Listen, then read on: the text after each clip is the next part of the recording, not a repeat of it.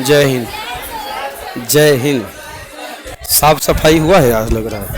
बैठ जाइए, बैठ जाइए। जय हिंद।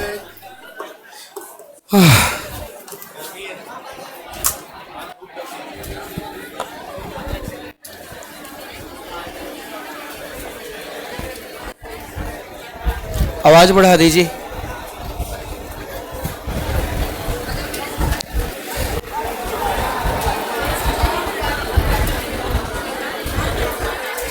अरे बालक बैठ जाओ, बैठ जाओ, सब लोग बैठ जाओ। ठीक ठाक सब, कोई दिक्कत वाली बात नहीं है। सब बढ़िया बालक, सब ठीक। जीवन में कोई उथल पुथल तो नहीं है ना? सब बढ़िया चल रहा है ना? ठीक। उथल पुथल है? अच्छा, मतलब सब कुछ याद करें, दूसरा भूल जा रहा है तो अच्छी बात। दूसरे को याद करोगे तो पहला भूल ही जाएगा ना। हेलो रखो, शांति रखो। तुम लोग मेरी बातों को मजाक में ले लेते हो। याद रखो क्या कहते हो, मैं मजाक नहीं करता। मैंने क्या बोला, अगर एक को याद करोगे तो दूसरा भूल ही जाएगा ना। ये साइंस है, ये साइंस है। ठीक है, मेमोरी में कोई भी चीज हम याद करते हैं ना, वो बैक मेमोरी में स्टोर होता है। क्या होता है? बैक मेमोरी में स्टोर होता है। इसीलिए कोई नई चीज जब हम पढ़ते हैं तो पहला चीज भूल जाता है। ठीक है, तो जो पहला चीज भूल जाता है उसको बार बार रिवाइज करना पड़ता है। वो बैक मेमोरी में बैठा हुआ है। क्या है? बैक मेमोरी में बैठा हुआ है। बैक मेमोरी से उसको वापस लाना पड़ेगा। वापस लाने का एक ही तरीका है, टॉपिक को बार बार रिवाइज करना है। और जितना ज्यादा टॉपिक आप रिवाइज करोगे उतना ज्यादा आपके लिए बेहतर होगा। कोशिश किया करें। प्रॉब्लम आप लोग की जानते हैं क्या है? प्रॉब्लम आप लोग, सर छूटा कैसे करें हम? क्या छूटा हुआ? एक बार रुक जाओ, थोड़ा 5 मिनट रुक जाओ। ऑनलाइन वालों को कुछ छूट गया, वो खत्म कर देता हूँ। जल्दी बोलो क्या छूटा हुआ है, जल्दी बताओ। क्या बेटा? अटलांटिक महासागर का जलधारा सारा छूट गया है क्या? एक बार प्लीज जल्दी देके बेटा बताओ, जल्दी बताओ क्या है। हम तो बात खत्म करते हैं उसे। कितना? 25 मिनट नहीं है। आप मुझे इतना बताओ ना, छूटा क्या है? अटलांटिक महासागर की जलधारा सारा छूट गया है। ठीक है। एक लोग पूछ रहे नति कोण क्या है? नति का मतलब झुकाव। सूर्य का प्रकाश पृथ्वी की सतह के साथ जितने कोण पे झुका हुआ है उसी का नाम है नति कोण। क्या है? नति। नति को, नति का मतलब झुकाव। एक कोण, एक ऐसा कोण जिसमें सूर्य का प्रकाश झुका हुआ, उसी का नाम क्या है? नति कोण बोलते हैं। इसे आपतन कोण बोलते हो आप लोग। क्या बोलते हो? आपतन कोण। ठीक है, उसे मैं कंप्लीट कर देता हूं तो 5-10 मिनट आप लोग क्या करो, वेट कर लो। इसी बहाने आप लोगों का रिवाइज हो जाएगा। क्या हो जाएगा? रिवाइज हो जाएगा। एक काम किया करो सारे बच्चे, देखो कोई भी चीज जब पढ़ाया जाता है ना तो आप उसे रटने का प्रयास मत किया करो। जितने बच्चे आप बैठे हुए हो, जो चीज जैसे मैंने क्लास में आपको पढ़ा दिया, क्लास में आपका नोट्स बना हुआ है ना, आप उस नोट्स को जब खोलते हो ना, खोलने के बाद आप रटने का प्रयास करने लगते हो। क्यों रट रहे हो? क्लास में मैंने आपको चीजों को रटवाया है या चीजों को समझाया है? तो आप अगर बताओ रटोगे तो भूलोगे। याद रखना, आप रटोगे तो क्या करोगे? भूलोगे। आप तोता नहीं हो, आप सुग्गा नहीं हो, तोता नहीं हो, जानवर नहीं हो, चीजों को रट ले। इंसान है। आप समझने का प्रयास किया कीजिए। कैसे रिवीजन कैसे करना है समझिए इसे ध्यान से। कैसे रिवीजन करना है टॉपिक का, जाकर के आज घर से सब लोग इसी चौक को फॉलो कर लेना, ठीक ना? चलो जस्ट इमेजिन करो, आप घर पे गए, आपको क्लास में हमने पढ़ा दिया ओशन करेंट, महासागरीय जलधारा। हमने ओशन करेंट पढ़ा दिया। सर एक टॉपिक महासागरीय संसाधन रह गया है। हाँ बिल्कुल छोड़ा है मैंने। महासागरीय संसाधन मेंस का टॉपिक है।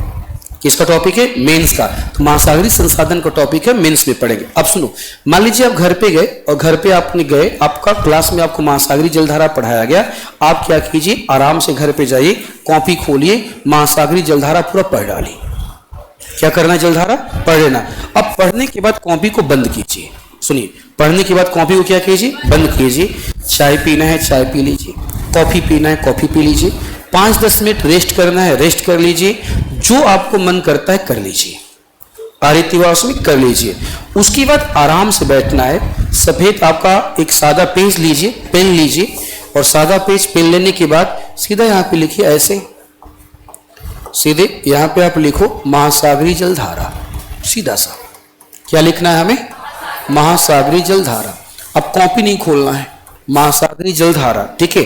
अब आपने पढ़ा है महासागरी जलधारा होती क्या है, एरो बनाइए, ठीक है, एक बॉक्स बनाइए, लिख दीजिए जलधारा क्या होती है, खत्म बात। आई बात समझ में? दूसरा, उसके बाद आपने पढ़ा है महासागरी जलधारा के प्रकार। क्या पढ़ा है? प्रकार। बस यहीं पे लिखना है प्रकार, यहां पे लिख देना है उष्ण, और यहां पे क्या लिखना है? शीत। लिख देना उष्ण का मतलब 20, उष्ण का मतलब गर्म, हमको पता है। उष्ण का मतलब गर्म, तो गर्म का मतलब क्या क्या बोलते हो तुम लोग? अभी मैं बोल रहा हूं तो मुझे सुनो ना, अभी तुम्हारा काम सुनने का है। उष्ण का मतलब गर्म, तो गर्म का मतलब उष्ण, ऐसे ही चलता रहेगा क्या? ठीक है। गर्म जलधारा के एक लाइन लिखना है, विषुवत रेखा से ध्रुव की तरफ, विषुवत रेखा से ध्रुव की तरफ, और यहां पे उल्टा ध्रुव से कहां कर देना है? विषुवत। बस हो गया, ध्रुव से विषुवत रेखा की तरफ। उत्पत्ति का कारण, देखो कैसे टॉपिक रिवाइज होता जाएगा। उत्पत्ति का कारण, दूसरा पहला पृथ्वी का घूर्णन, पृथ्वी का घूर्णन, सीधे लिखा पृथ्वी का घूर्णन पूरब से पश्चिम की तरफ, पूरब से पश्चिम की तरफ जलधारा। हम जलधारा लिख रहे हैं, पूरब से पश्चिम की तरफ जलधारा, हमने नाम लिख दिया विषुवत जलधारा, कौन सा, और नीचे लिख दिया प्रशांत में मजबूत है, प्रशांत में सर्वाधिक मजबूत है। बस सर्वाधिक मजबूत ऐसे करके हमने लिख दिया, प्रशांत में सर्वाधिक मजबूत है। दूसरा हमने लिखा तापमान, तापमान सीधा लिखा तापमान, कम तापमान से अधिक तापमान की तरफ जलधारा। बस ऐसे लिख दो, कम तापमान अधिक तापमान, एरो बना दिया, जलधारा, जलधारा। यहाँ पे हमने लिखा सॉलिनिटी, लवणता, सीधा लिखा लवणता, कम लवणता, और दूसरा क्या होगा? अधिक लवणता, और कम से अधिक की तरफ जलधारा, ठीक है। सीधा हमने यहाँ पे लिखा, ठीक है। सीधा हमने लिखा आपका शांत, आपका घनत्व, क्या लिखा हमने? घनत्व, ठीक है। जो भी लिखना है, जो जो मैंने पढ़ा है ऐसे लिखते चले जाइएगा। हो गया जलधारा की उत्पत्ति का कारण। तीसरा हमने क्या लिखा? जलधारा का प्रभाव, सीधा जलधारा का प्रभाव वार्म करेंट और कोल्ड करेंट, ठीक है। ऐसे करके लिखते चले जाइए, वार्म करेंट कोल्ड करेंट, ऐसे करके आप आराम से लिखते ऐसे करके चले जाइए। आपका एक पेज आपका कंप्लीट हो जाएगा, ठीक है। एक पेज कंप्लीट हो जाएगा। उसके बाद क्या कर देना है? इसके बाद सीधे लिखना है प्रमुख जलधारा। क्या लिख देना है हम लोगों को? प्रमुख जलधारा, ठीक है। सीधा ऐसे ही अटलांटिक, अटलांटिक, यहाँ पे लिखना है प्रशांत, और यहाँ पे क्या लिखना है? हिंद।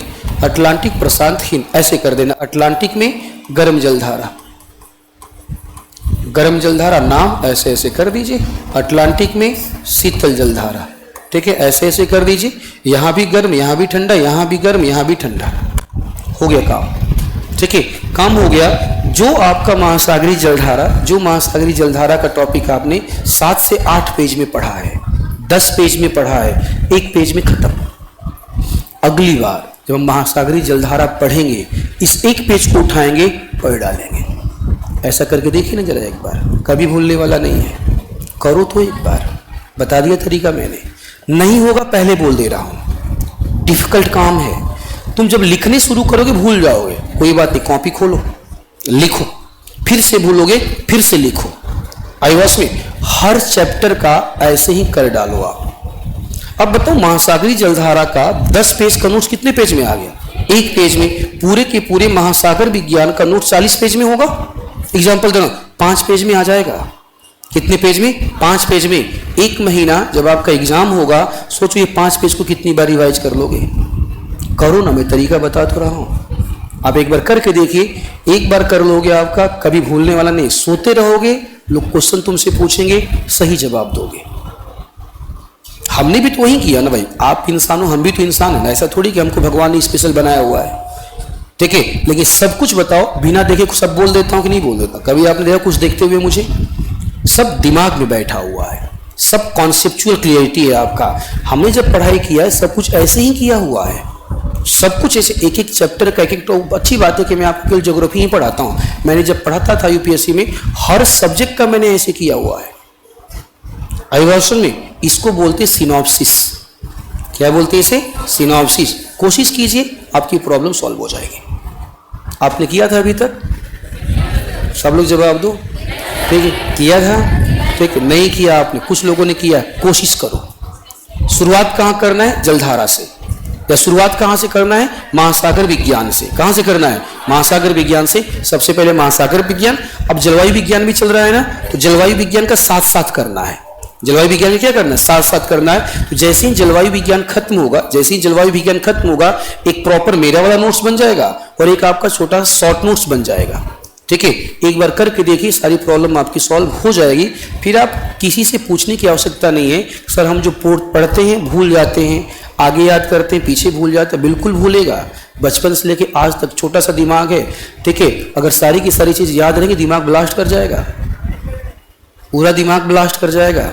याद कीजिए, बचपन से ले, प्लस प्रकृति ने जानबूझ के बनाया भूलने वाला चीज़। बड़ी सारी चीज़ें जीवन में ऐसी जिसको भूलना जरूरी है, उसी को हम याद करते रहेंगे, सुसाइड कर लेंगे। हमारे जीवन में वैसी बातें, आपके जीवन में वैसी बातें, उनके जीवन में वैसी हैं कि नहीं है आपका? अगर वो सारी चीज़ें याद रहेंगी तो रात में आदमी सुसाइड कर लेगा जा करके। प्रकृति ने बड़ा अच्छा नियम बनाया, भूल जाओ। क्या बनाओ? भूल जाओ। क्या कहते हैं आपका? सोचो, बचपन से लेकर के आज तक कितनी ऐसी चीज़ें जो भूलने लायक हैं, आप भूल गए हो। अगर वो सारी चीज़ें आपको याद रहेंगी, आप जी पाओगे क्या? ठीक है, तो मैंने बोला था कि आप एक को याद करोगे तो दूसरा भूल जाओगे। तुम लोगों ने हंसी में उड़ा दिया था, तुमने मजाक में ले लिया था। याद रखो, आप मेरे बच्चे के समान हो, छोटे भाई के समान हो, बहनों के समान। मैं आपसे मजाक नहीं करता हूँ। इतनी लंबी क्लास में आपने देख लिया होगा, हाँ मैं कुछ बातें ऐसे बोलता जरूर हूँ कि आपको हंसी आ जाती है। मैं आपसे कभी मजाक नहीं करता, कोई मजाक वाली बात करता ही नहीं। समझ गए ना महाराज जी? चलिए, थोड़ा ऑनलाइन वालों का समस्या दूर कर देते हैं। कॉपी बंद कीजिए आप लोग, मैं आपको रिवाइज करा देता हूँ अटलांटिक महासागर की जलधारा, ताकि उन बच्चों का भी अपना हो जाए। अटलांटिक महासागर का जलधारा। सोलर कांस्टेंट क्या होता है? देखिए, सोलर कांस्टेंट का मतलब सौर कलंक होता है। सौर कलंक को ही सोलर कांस्टेंट कहा जाता है। चलो हम रिवाइज कर देते हैं उन बच्चों के लिए। अटलांटिक महासागर की जलधारा।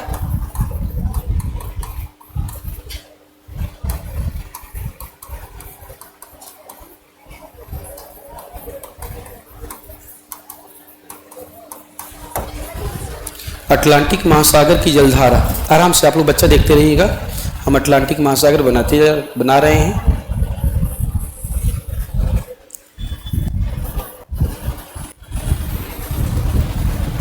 नॉर्थ अमेरिका और क्या हो गया? South America. यहाँ पे क्या बनाया था हमने? ग्रीनलैंड। क्या बनाया था? ग्रीनलैंड। यहाँ पे हम लेते हैं अफ्रीका ना। चलो ये क्या है? यूरोप। चलो इसको ऐसे एक लाइन खींच देते हैं। ठीक है, यहाँ पे एक लाइन। नीचे हमने यहाँ पे अंटार्कटिका लिया था ना। चलो ठीक है, यहाँ पे हमने लिया था अंटार्कटिका। अंटार्कटिका लिया था। ठीक है, यहाँ पे एक लाइन हमने लिया था इक्वेटर। ऐसा ही कुछ था। चलिए अब करंट बना देते हैं यहाँ पे।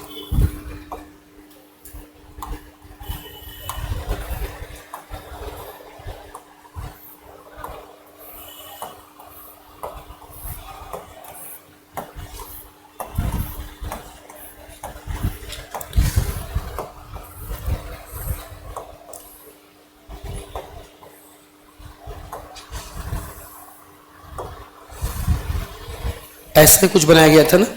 ये हमारी करंट थी। इसे मान लेते हैं 1 2 3। ये क्या हो गया? 4। ये क्या है? 5। ये 6। इसे क्या माना? 7। ये क्या है? 8 9। ये क्या है? 10 11 हो गया, 12 हो गया, 13 हो गया एंड 14 हो गया। ऐसे कुछ बनाया गया था ना। ठीक है, चलिए करते हैं जरा से। एक का नाम हमने क्या रखा था? विषुवत रेखा है ना। क्या नाम रखा था? वेरी गुड, उत्तरी विषुवती जलधारा। यही था ना। चलो उत्तरी विषुवती जलधारा क्या था? यह गर्भ। हॉट बोल दिया हमने। ठीक है, नंबर 2 का नाम था क्या था? एंटिलीज या कैरेबियन? कोई बात नहीं, एंटिलीज भी कह दो, कोई सुनिए, एक ही चीज है। कैरेबियन, ये भी कैसा था? एच। नंबर 3 एंटिलीज, ये कैसा था? गर्म। Number 4 gulf stream. नंबर 4 क्या था? गल्फ स्ट्रीम, ये भी कैसा है? गर्म। नंबर 5 उत्तरी अटलांटिक। उत्तरी अटलांटिक प्रवाह ना। उत्तरी अटलांटिक प्रवाह गर्म या ठंडा? Very good. Number 6 Norway. Number 6 Norway या नॉर्वेजियन की जलधारा, ये भी कैसा है? गर्म। नंबर 7 कैनरी, याद आया? ये कैसा था? कोल्ड। सी का मतलब कोल्ड। नंबर 8 पूर्वी ग्रीनलैंड, यही था ना? चाहे ग्रीनलैंड सिंपल बोल दो, ग्रीनलैंड या पूर्वी ग्रीनलैंड, कैसा जलधारा? सी फॉर कोल्ड। 9 नंबर लैब्राडोर, याद आ गया? 9 नंबर हो गया लैब्राडोर, ये भी कैसा था? ठंडा हो गया। ठीक है, आते 10 नंबर बोलिए। दक्षिणी विश्वती। दक्षिणी विश्वती वार्म या कोल्ड? वार्म, हॉट हो जाएगा। 11 नंबर ब्राजील। 11 नंबर ब्राजील, ये भी कैसा था? हॉट। 12 number Falkland.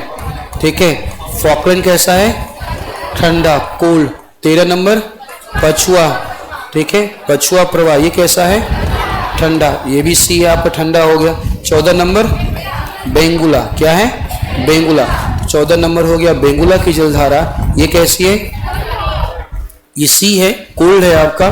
ठीक है, यही चीज हमारा शायद छूटा हुआ था। इतना ही छूटा था, कुछ और छूटा था? बताओ जरा एक बार, 5 लाइन वाले बताओ, इतना ही छोटा था या कुछ और भी छोटा है?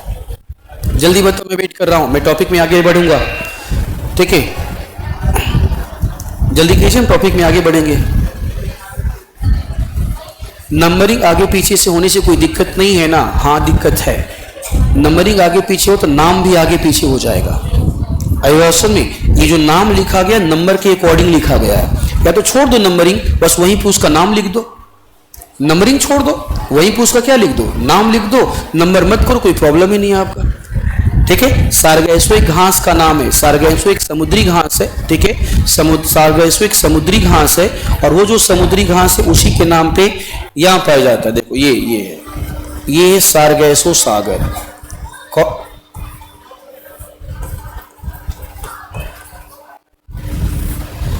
देखिए जरा, वहां पे खड़ा कीजिए किसी को, बोले कि शांति से जाएं ऊपर नीचे, जल्दी कीजिए। यहाँ पे सारगैसो सागर है। मैंने बोला था कि सारगैसो सागर इसका नाम इसलिए रखा गया क्योंकि सारगैसो सागर में विशेष प्रकार की घास पाई जाती है, और उस विशेष प्रकार की घास का नाम क्या था? सारगैसम।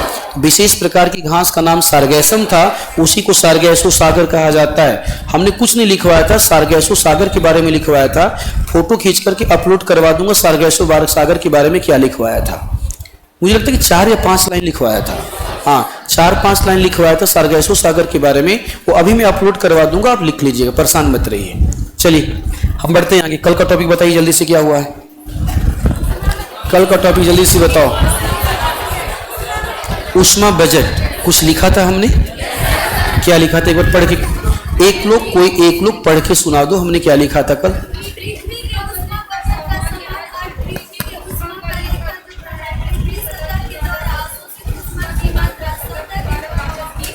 ठीक है, मतलब जितना लिया उतना क्या करना है? वापस करना। चलिए मेरे साथ एक फिगर बनाइए आप लोग।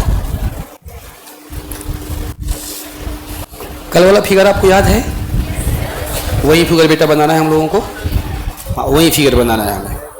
ये हमारी पृथ्वी, ये हमारी अर्थ,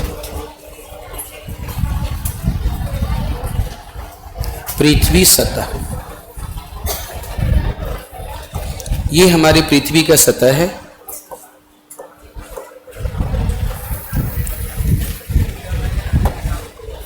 बातचीत नहीं बालक।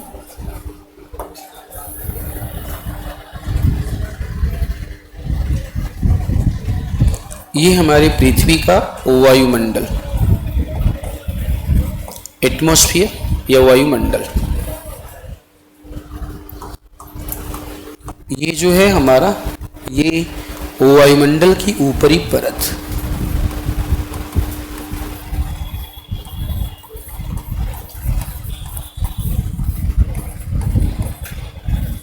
वायुमंडल की ऊपरी परत।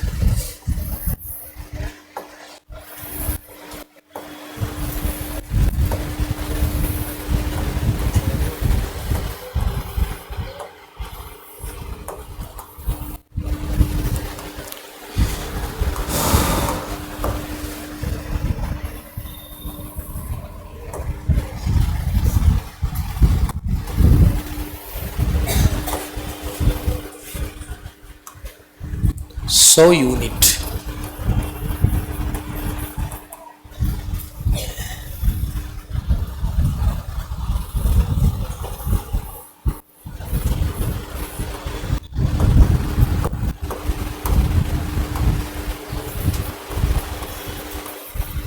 क्लाउड या बादल, हाँ बिल्कुल बनाइए।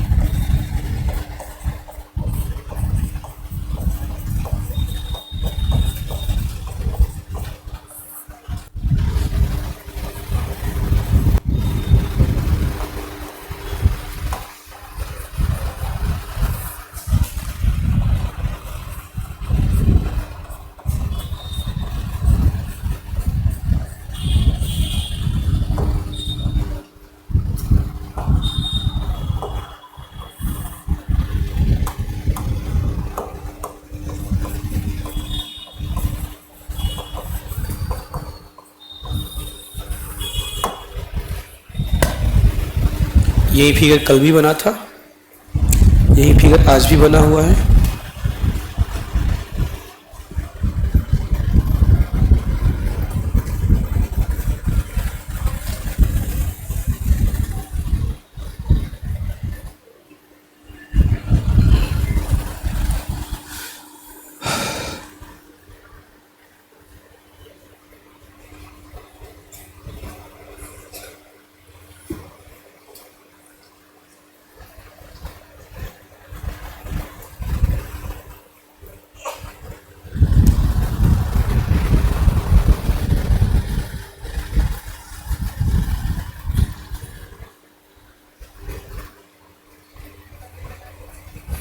अगर ये लाइन आपको प्रॉब्लम कर रही है ना, तो इसको यहाँ से हटा देता हूँ ताकि क्लियर हो कि परावर्तन हुआ है और कितने यूनिट का, 27 यूनिट का।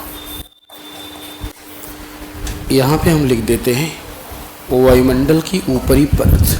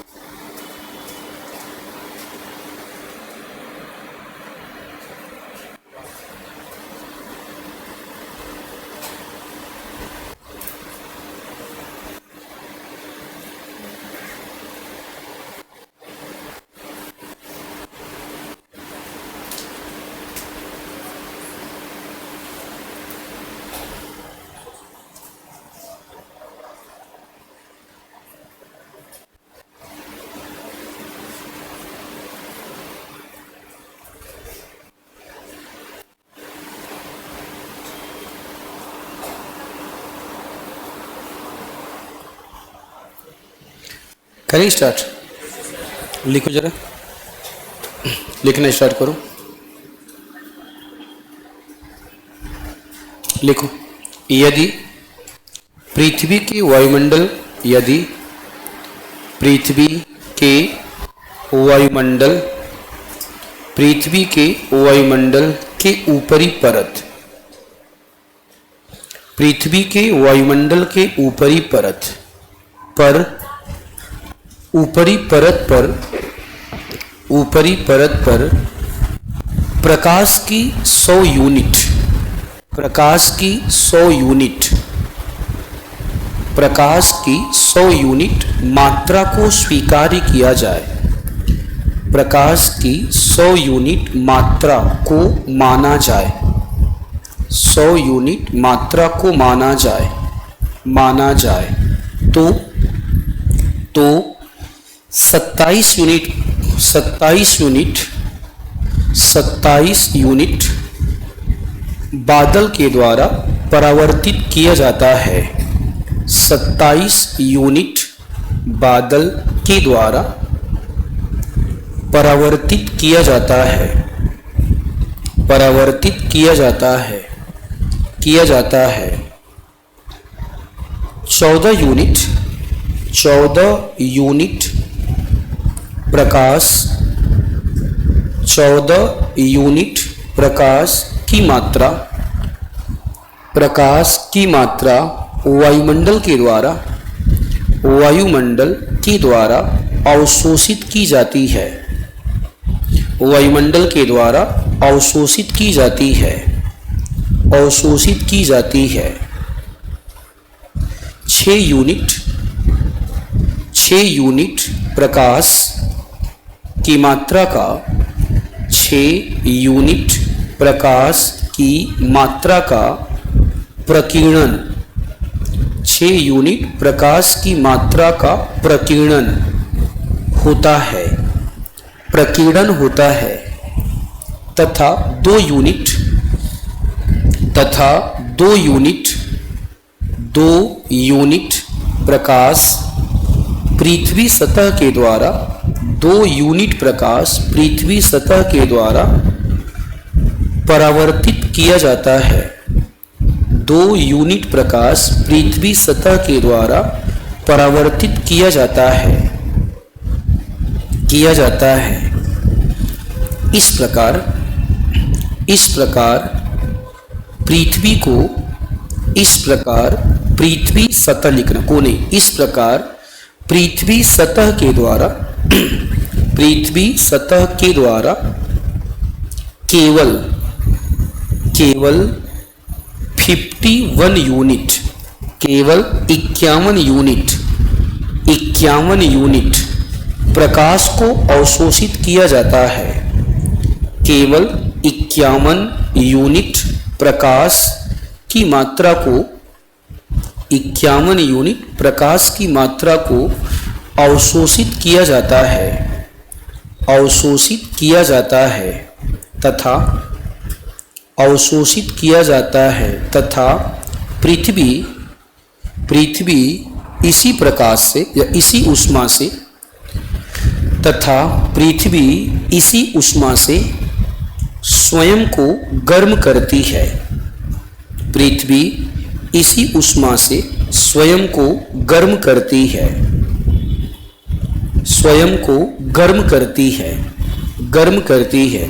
ठीक है, तो पृथ्वी ने रिसीव कितना किया? 51। कितना किया? 51। तो पृथ्वी अपने आप को हीट कितने से कर रही है? 51।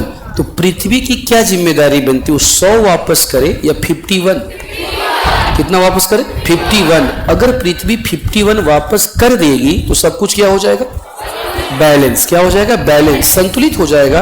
और अगर बाई चांस पृथ्वी ऐसा नहीं कर पाती है तो सब कुछ क्या हो जाएगा? असंतुलन हो जाएगा। देख लेते हैं जरा सा कि पृथ्वी के द्वारा रिटर्न किया गया प्रकाश कैसा है। चलिए देखते हैं जरा सा हम लोग।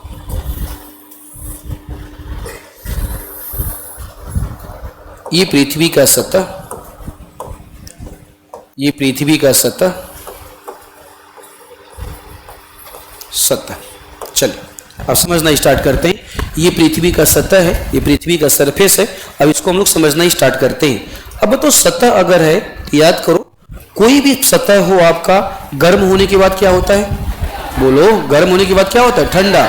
हमारी पृथ्वी गर्म होती है शॉर्ट वेव रेडिएशन के द्वारा। याद है, पृथ्वी गर्म होती है लघु तरंग विकिरण के द्वारा, हाँ या ना? तो पृथ्वी ठंडा किससे होगी? लॉन्ग वेव रेडिएशन के द्वारा, दीर्घ तरंग विकिरण के द्वारा। हमारी जो पृथ्वी है ये अपने आप को ठंडा करती है। हमारी पृथ्वी अपने आप को क्या करती है? हमारी पृथ्वी अपने आप को ठंडा करती है, ये ठंडा करती है। और पृथ्वी अपने आप को जो ठंडा कर रही है, समझो ठंडा कर रही है, वह ठंडा कर रही है दीर्घ तरंग विकिरण के रूप में। किस रूप में? दीर्घ तरंग विकिरण के रूप में। दीर्घ तरंग विकिरण, सुनते जाना बच्चा, दीर्घ तरंग विकिरण के रूप में, लॉन्ग वेव रेडिएशन के रूप में ठंडा कर रही। समस्या बस एक है, एक प्रॉब्लम है। प्रॉब्लम ये है कि पृथ्वी पूरी की पूरी पृथ्वी का सतह एक समान नहीं है। हमारी पृथ्वी पर समझो आपका जो लैंड है वो केवल 29% है। लैंड कितना परसेंट है? 29% है। बाकी सब कुछ क्या है? वाटर है। बाकी सब कुछ क्या है? वाटर है। लैंड का नेचर अलग होता है और वाटर का नेचर अलग। जहां जहां लैंड था उसने तो क्या कर दिया? दीर्घ तरंग विकिरण कर दिया। जहां जहां वाटर है उसका क्या होगा? सुनते चला ध्यान से। जहां जहां वाटर है, मुझे बताओ, जहां जहां वाटर है उसका क्या होगा? अब देखो, वाटर की बात कर रहे हैं। मुझे बताओ, पृथ्वी, सूर्य का प्रकाश पृथ्वी पर आएगा और जलीय भागों पे पड़ेगा। कहां पड़ेगा? जलीय भागों पे। अगर सूर्य का प्रकाश बताओ जलीय भाग पे पड़ेगा तो जल वैसे ही रहेगा, वाष्प बन जाएगा। क्या बन जाएगा? वाष्प। वाष्प बन जाएगा जल, तो जलवाष्प बन जाएगा। तो जलवाष्प नीचे जाता है, ऊपर जाता है? कहां जाता है? ऊपर। जलवाष्प अगर ऊपर जाएगा तो केवल वो जलवाष्प है या उष्मा को लेके जा रहा है? यही तो हम चाहते थे कि पृथ्वी का उष्मा लेके चलो, पृथ्वी का उष्मा लेके चलो। तो जलवाष्प क्या है? ये पृथ्वी की उष्मा को लेके कहां जाता है? ऊपर। और ऊपर जाके ठंडा होगा, हाँ है ना? जब ये ठंडा होगा उष्मा को कहां फेंकेगा? बाहर फेंकेगा। तो जलवाष्प बताओ उष्मा बाहर फेंक रहा है कि नहीं फेंक रहा है? इसे बोलते हैं संवहन की गुप्त उष्मा या संघनन की गुप्त उष्मा। रिपीट करें फिर से, इसे कहा जाता है लेटेंट हीट ऑफ कंडेंसेशन, संघनन की गुप्त उष्मा। मान लो जलवाष्प है, ऊपर जाएगा तो ठंडा होगा ना जी। ऊपर जाके जब ठंडा होगा तो ठंडा तो तभी होगा जब उष्मा कहां फेंकोगे? और जैसे ही तुमने उष्मा बाहर फेंक दिया, संघनन हो जाएगा। और संघनन होगा तो तुमने उष्मा तो बाहर फेंक दिया, जलवाष्प पानी के रूप में कहां चलाया? नीचे। इसी को बोलते हैं संघनन की गुप्त उष्मा। क्या बोलते हैं? ठीक है। दूसरा होगा यहाँ पे संघनन की गुप्त उष्मा। लिख रहा हूं मैं यहाँ पे, लेटेंट हीट ऑफ कंडेंसेशन या संघनन की गुप्त उष्मा। संघनन की गुप्त उष्मा, लेटेंट हीट। अब बताओ, पृथ्वी पर, सारे बच्चे बताओ, पृथ्वी पर केवल और केवल लैंड और वाटर है या पृथ्वी पर गैस भी है? बहुत अच्छा, पृथ्वी पे गैस भी है। अब बताओ, अगर पृथ्वी पर गैस है, जब सूर्य का प्रकाश आएगा तो क्या इस रूम में, मान लो आपका ऊपर से सूर्य का प्रकाश अगर आ रहा है, तो क्या इस रूम की हवा गर्म नहीं होगी? होगी कि नहीं होगी? और रूम की हवा जब गर्म होगी तो नीचे जाएगी या ऊपर जाएगी? कहां जाएगी? ऊपर। तो वो केवल हवा ऊपर जा रही है या उष्मा को लेके जा रही है? और हम क्या चाहते थे? उष्मा को लेकर चलो, क्योंकि हमने 51 लिया है तो मुझे 51 क्या करना है? वापस करना है। सारा का सारा वापस हम इस रूप में कर नहीं पाएंगे। में सारा का सारा हम इस रूप में कर नहीं पाएंगे। आपका तो इस रूप में नहीं कर पाएंगे, तो मैं अदर रूप में लेके चलूंगा। मुझे बस सब कुछ वापस करना है। मुझे सब कुछ क्या करना है? वापस करना है। तो हवा गर्म होके कहां जाएगी? तो हवा गर्म होके ऊपर जाएगी। तो हवा उष्मा लेके कहां जा रही है? ऐसी प्रक्रिया को क्या कहते हैं? ऐसी प्रक्रिया क्या बोलते हैं? संघनन, संवहन। याद को पढ़ा है, चालन, संवहन और विकिरण। याद है कि नहीं है? संवहन में क्या पढ़ाया था? अरे लड़कियां, उधर कौन सा संवहन चल रहा है? चलाएं संवहन अभी। इधर कौन सा संवहन चल रहा है?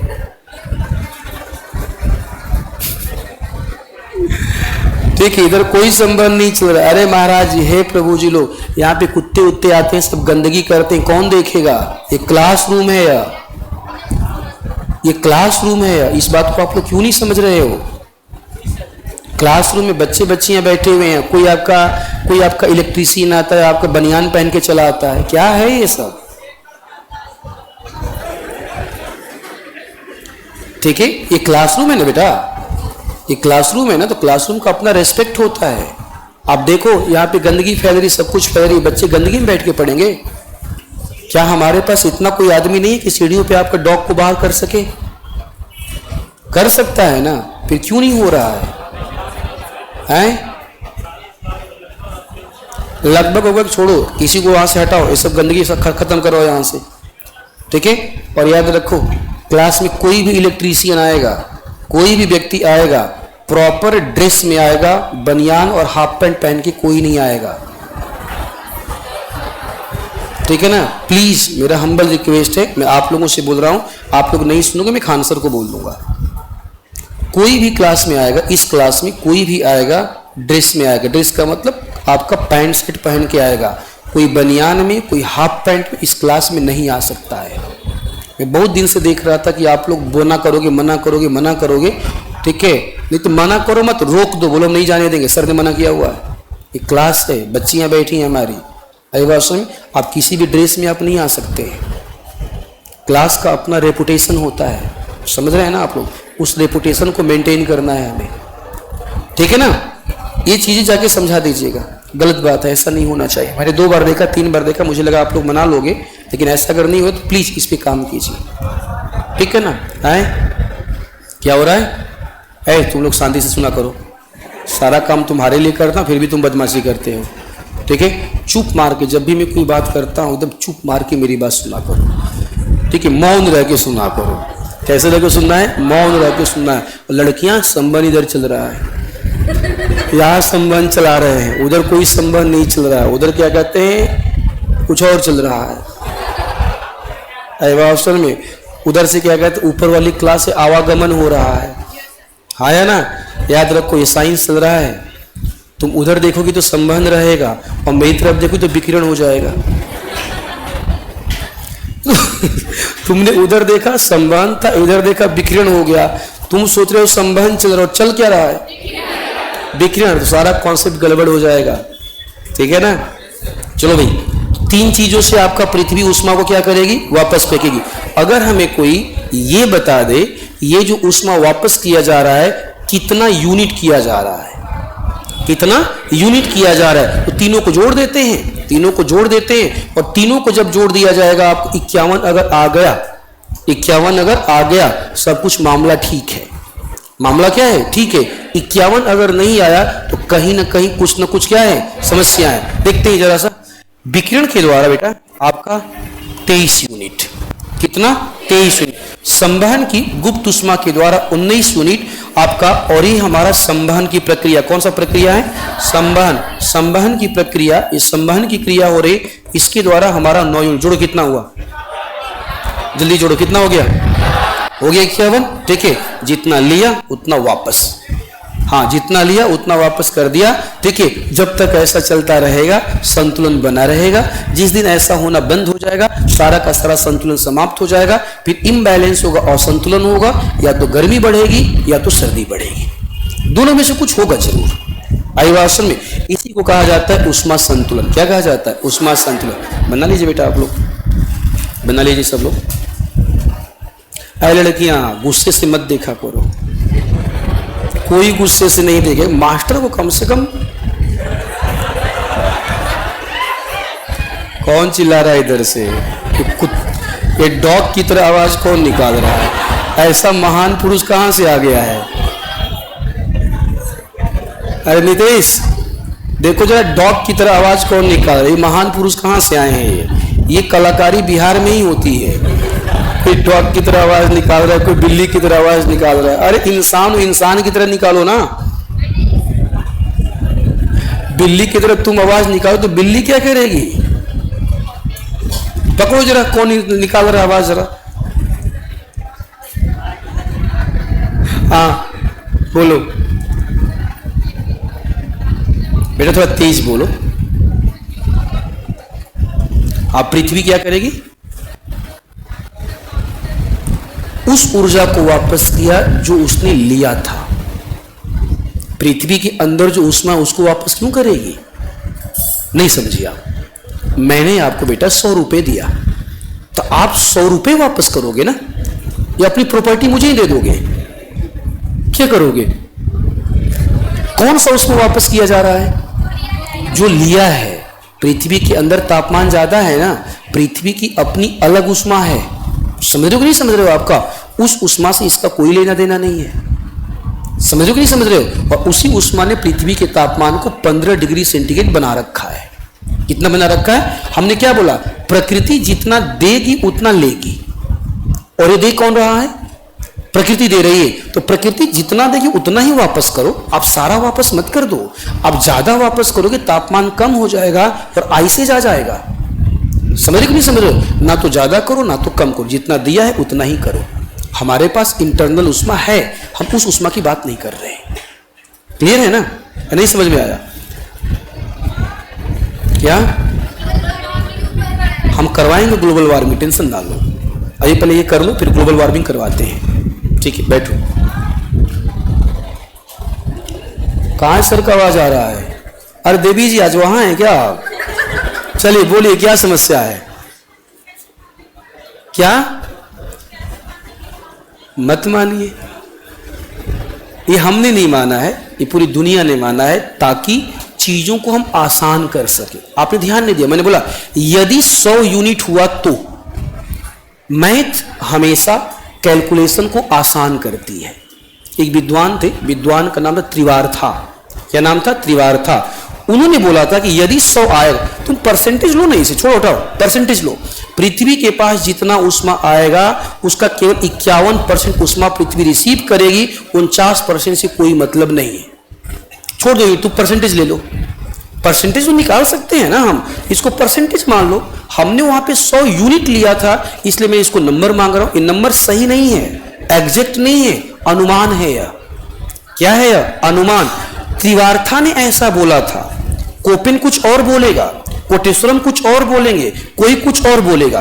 दुनिया ने किसको माना, हम उसकी बात कर रहे हैं। समझे कि नहीं समझे? तुम यूनिट मत मानो, परसेंटेज मान लो। 23%, 19%, 9%। समझ रहे हो ना? चलो भाई, हाँ हो गया। चलो इसके नीचे लिखना, जरा इसके नीचे लिखना, इसके नीचे लिखना, इसके नीचे लिखना। पृथ्वी द्वारा अवशोषित ऊष्मा, पृथ्वी द्वारा अवशोषित ऊष्मा की मात्रा इज इक्वल टू पृथ्वी द्वारा वापस की गई ऊष्मा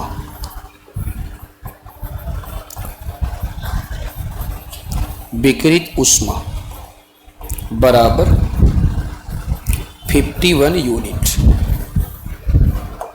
बराबर 51 यूनिट, 51 यूनिट। चलो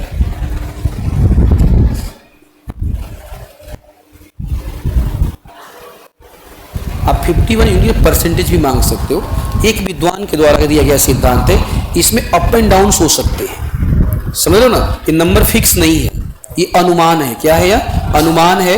और चूंकि सूर्य का प्रकाश अलग अलग है तो हम एग्जैक्ट नहीं बता पाएंगे, हम एक अनुमान लेके चलेंगे। क्या लेके चलेंगे? अनुमान। ये अनुमान है, ये आपका दीर्घ तरंग के रूप में 23% होगा तो इतने परसेंट होगा, उतने परसेंट होगा। हाँ नहीं वापस, इसलिए मैंने लास्ट में क्या लिख दिया?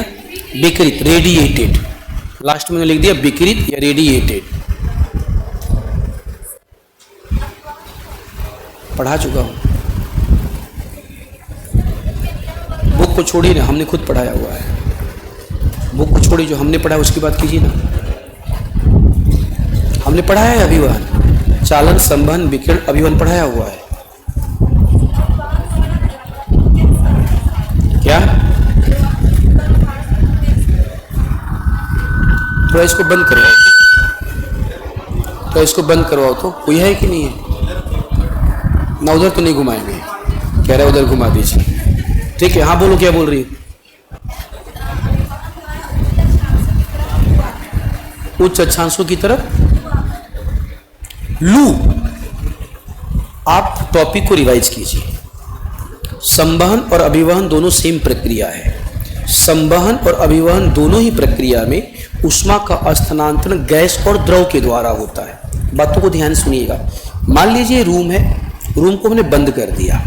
सारे बच्चे ध्यान सुनना बेटा। रूम को हमने चारों तरफ से क्या कर दिया? बंद कर दिया। रूम में आग जला दिया, हवा ऐसी रहेगी, गर्म हो जाएगी। ऊपर का छत हमने हटा दिया तो सारी हवा कहाँ जाएगी? तो ऊष्मा का स्थानांतरण लंबवत हो रहा है। क्या हो रहा है? लंबवत। ये संवहन है।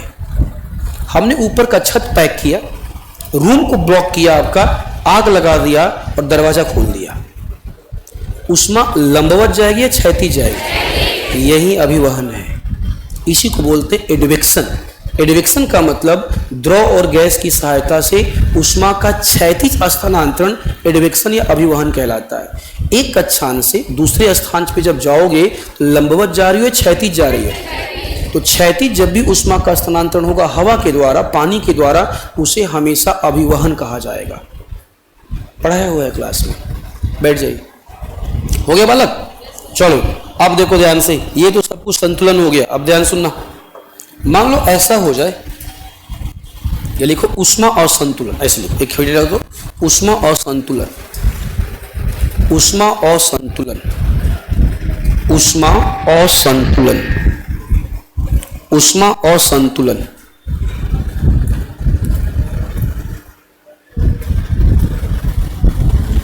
करें स्टार्ट।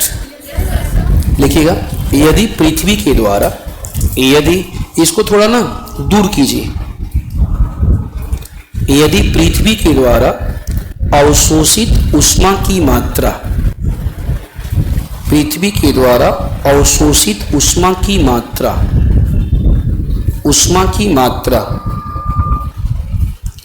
मात्रा पृथ्वी के द्वारा, पृथ्वी के द्वारा विकरित या वापस की गई, पृथ्वी के द्वारा, पृथ्वी के द्वारा लिखा हुआ है विकरित या वापस की गई ऊष्मा की मात्रा के, विकरित या वापस की गई ऊष्मा की मात्रा के बराबर नहीं होती है, ऊष्मा की मात्रा के बराबर नहीं होती है, नहीं होती है, तो इसे ऊष्मा संतुलन कहा जाता है। तो इसे, रिपीट कर रहा हूं, यदि पृथ्वी सतह के द्वारा अवशोषित की गई ऊष्मा की मात्रा, मात्रा सतह के द्वारा विकरित या वापस की गई ऊष्मा की मात्रा के बराबर नहीं होती है, के बराबर नहीं होती है, तो इसे ऊष्मा असंतुलन, हाँ लिखो ना, तो इसे ऊष्मा असंतुलन, ऊष्मा असंतुलन या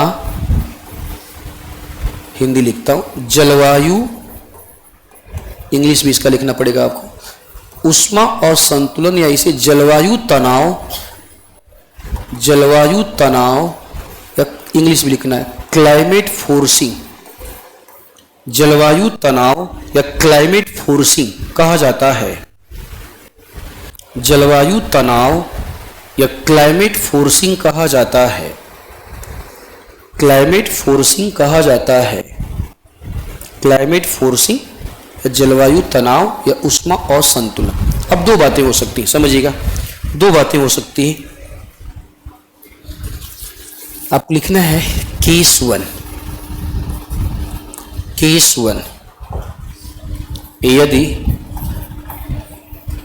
सतह के द्वारा अवशोषित ऊष्मा की मात्रा ये ज्यादा है, सतह द्वारा वापस या विकरित की गई, विकरित की गई ऊष्मा, ऊष्मा की मात्रा, ऊष्मा की मात्रा।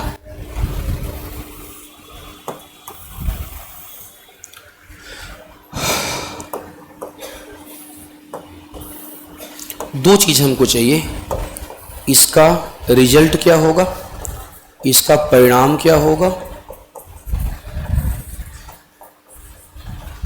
या इसका रिजल्ट क्या होगा, दूसरा इसका कारण क्या होगा, इसका कारण क्या होगा या इसका कॉजेस क्या होगा। दो बातें हम करेंगे, ठीक है। आप ही बताओ जरा सा, अवशोषित की गई ऊष्मा ज़्यादा है और वापस की गई ऊष्मा, इसके कारण पृथ्वी का ऊष्मा बढ़ेगा या कम होगा, और पृथ्वी का ऊष्मा बढ़ेगा तो तापमान भी क्या होगा, तो परिणाम क्या होगा, परिणाम क्या होगा, पृथ्वी का तापमान क्या होगा, ठीक है। पृथ्वी का तापमान बढ़ेगा, पृथ्वी का तापमान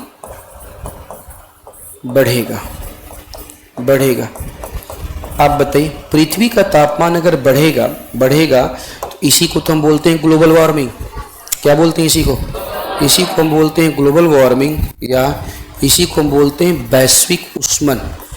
ग्लोबल वार्मिंग या वैश्विक ऊष्मन, ग्लोबल वार्मिंग या वैश्विक ऊष्मन, ग्लोबल वार्मिंग या वैश्विक ऊष्मन, ठीक है।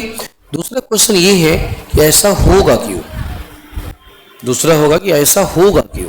चलो ठीक है, मान लिया इसके कारण तापमान बढ़ जाएगा, इसके कारण तापमान क्या हो जाएगा, बढ़ जाएगा, लेकिन ऐसा क्यों होगा, क्या कारण है कि आपका ऐसा होगा कि आप वापस ज्यादा नहीं करोगे। बातों को बड़े ध्यान से सुनना।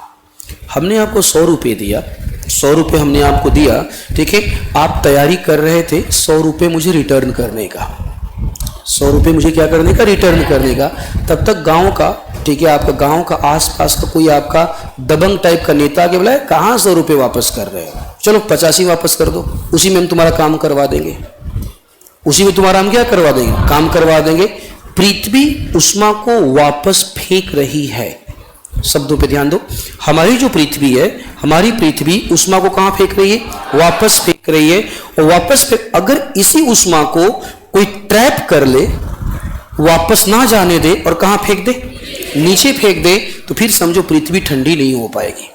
प्रश्न उठा कि ये वाला काम करेगा कौन, ये वाला काम करेगा कौन। ये वाला काम करता है ग्रीन हाउस गैस। कौन सी gas, greenhouse gas, carbon dioxide gas, methane gas, sulphur dioxide, nitrous oxide, इनका काम ही ये है। इनका काम क्या है कि जो भी पृथ्वी ऊष्मा को क्या करेगी, वापस फेंकेगी, इसको रोक देते, ट्रैप कर देते हैं, और ट्रैप कर देते हैं, ऊष्मा को बाहर जाने नहीं देंगे। ऊष्मा को बाहर जाने जब नहीं देंगे तो बड़ी सिंपल सी बात है, आपका पृथ्वी ठंडी कैसे होगी, पहला तरीका।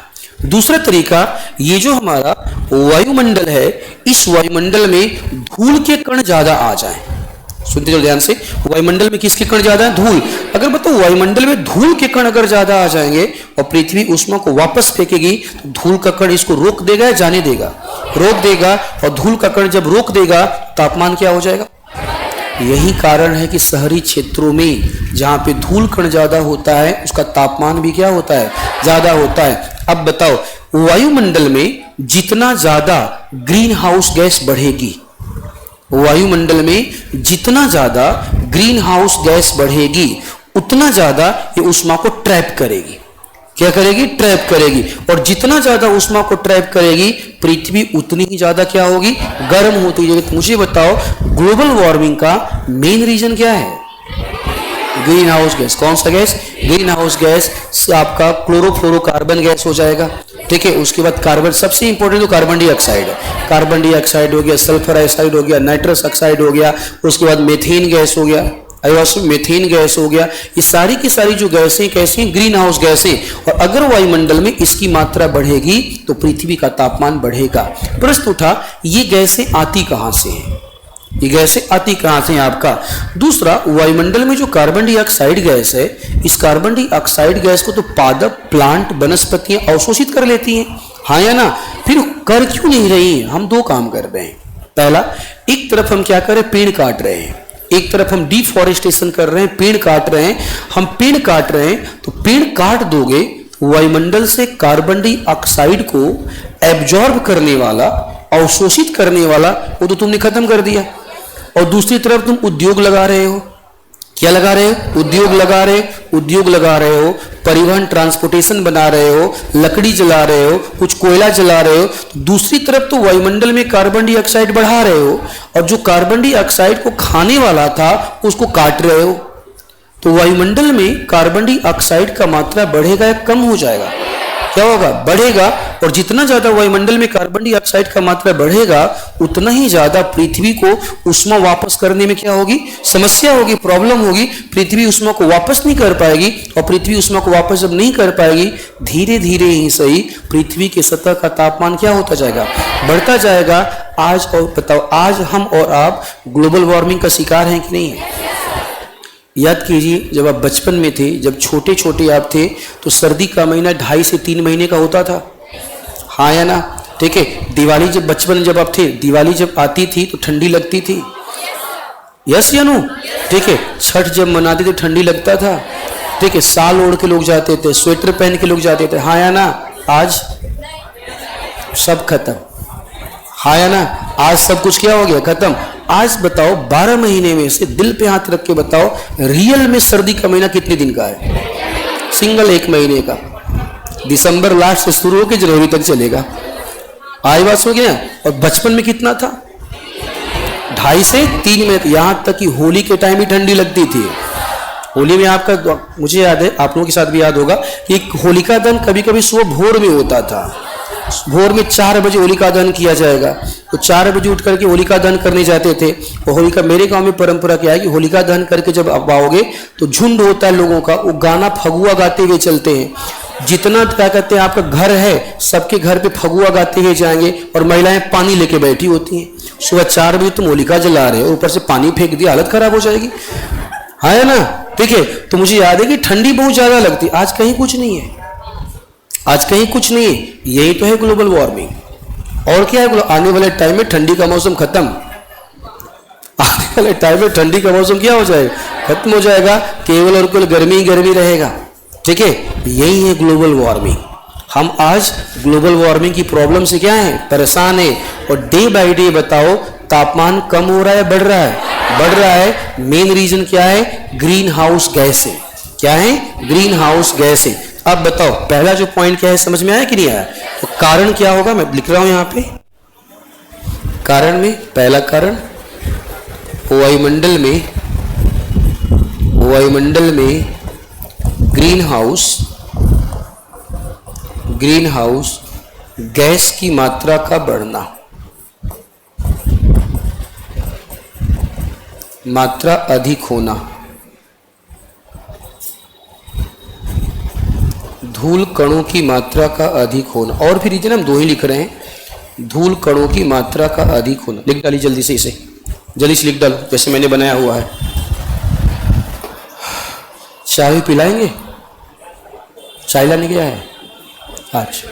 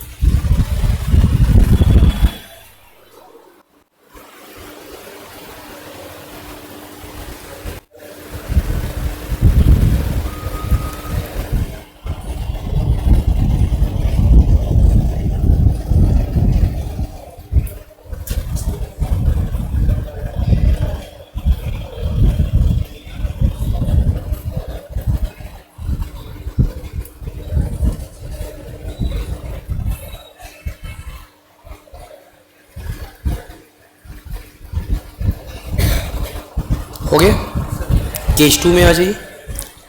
उल्टा कीजिए जरा इसको, सब कुछ उल्टा कीजिए। जिन लोगों ने लिख लिया लिखो केस 2, बस सिंबल जो बीच का जो सिंबल है उसको उल्टा कर दो, केस 2।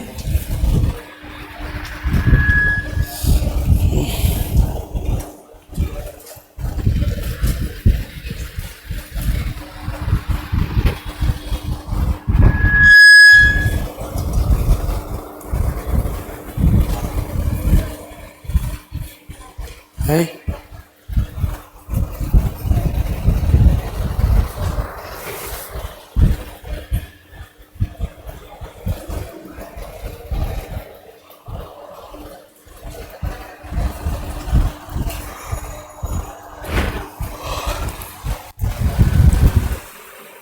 सिंबल करो उल्टा, केस 2 लिखो, सेम चीज लिखो, सेम चीज लिखना है। केस 1 सबने लिख लिया है, चलो ठीक है, कुछ नहीं करना हम लोगों को, बस ही कर देना है ऐसे। केस 2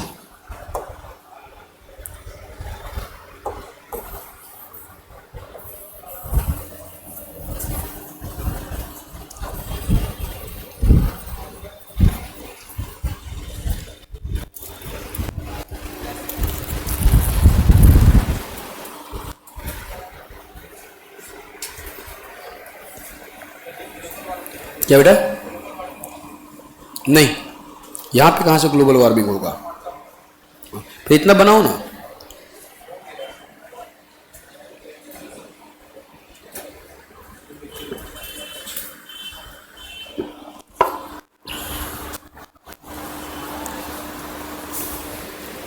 हो गया?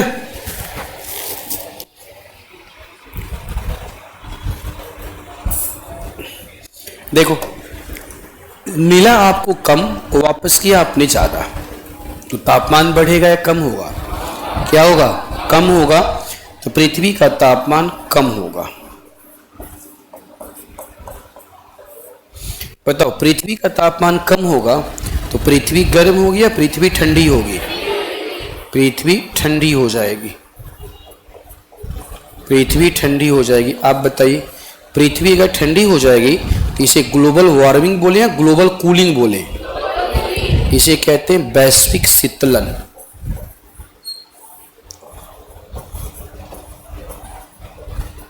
वैश्विक शीतलन, या इसे कहते हैं ग्लोबल कूलिंग। वैश्विक शीतलन या इसे कहते हैं ग्लोबल कूलिंग। Global cooling.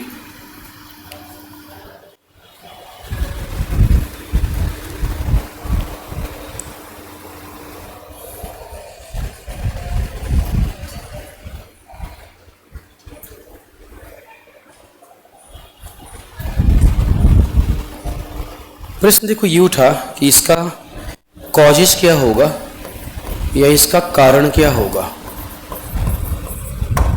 इसका कॉजेस या इसका कारण, ठीक है, इसका कॉजेस या इसका कारण। आप बताइए, पहले आप बताओ फिर मैं बताऊंगा। एक बार सोचो, शायद कुछ जवाब मिल जाए आपको। सोचिए, शायद जवाब मिल जाए। छोटू कुमार जी कौन है? छोटू जी कहाँ है? छोटू महाराज प्रभु किधर हैं? अरे छोटू जी उधर हैं ना? बेटा समझो क्या कहते हैं, मैंने तुमको बताया था, समझा नहीं तुमने। सुनामी तभी आएगा जब भूकंप का तीव्रता ज्यादा होगा। हर भूकंप से सुनामी नहीं आ सकता। भूकंप की तीव्रता जब रिक्टर पैमाने पे 8 और 8 से ज्यादा हो तभी सुनामी आएगा। अगर उससे कम है तो सामान्य तरंगें पैदा होंगी, सुनामी नहीं आने वाला। क्लियर है? बैठ जाओ। क्वेश्चन समझ में आया आप लोगों को? इसका कारण क्या होगा पहले आप बताइएगा, फिर हम क्या कहते हैं डिस्कस करेंगे। मिल कम रहा है, मिल कम रहा है और क्या रिटर्न ज्यादा किया जा रहा है। प्रश्न उठा ऐसा क्यों होगा? क्या कारण है कि मिल रहा है कम और वापस आप ज्यादा कर रहे हो? क्यों ऐसा हो सकता है, हम जानना चाहते हैं। हाँ, क्या अधिक अधिक पर्यावरण मतलब? तो पर्यावरण का मतलब तुम समझ क्या रहे हो? उसको पर्यावरण कहते हैं क्या? पेड़ पौधों को पर्यावरण कहते हैं? पेड़ पौधों को पर्यावरण बोलते हैं, ऐसा कहां पढ़ा आपने? नहीं, बैठ जाइए। हाँ, कौन सर की आवाज कहां से आई है? हाँ,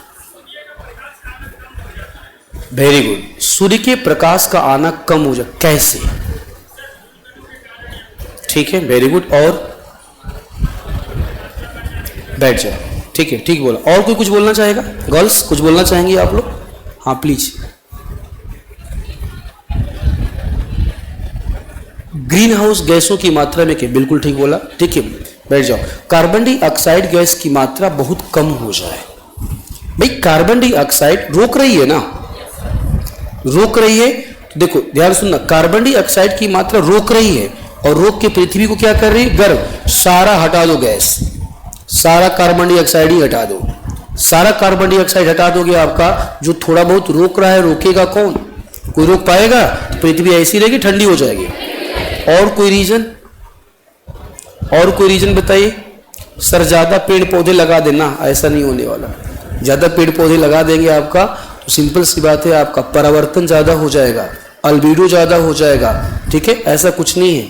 और कुछ बोलिए, और कुछ बोलना चाहें? एक बोल रहा है बर्फीला क्षेत्र आ जाए। बर्फीला क्षेत्र कहां से आ जाएगा? तापमान कम होगा तब तो बर्फ आएगा ना। ठीक है, और कोई बोलना चाहेगा? कुछ विचार अपने प्रकट करना चाहेंगे आप लोग? इधर की बच्चियां कुछ बोलना चाहेंगे आप लोग?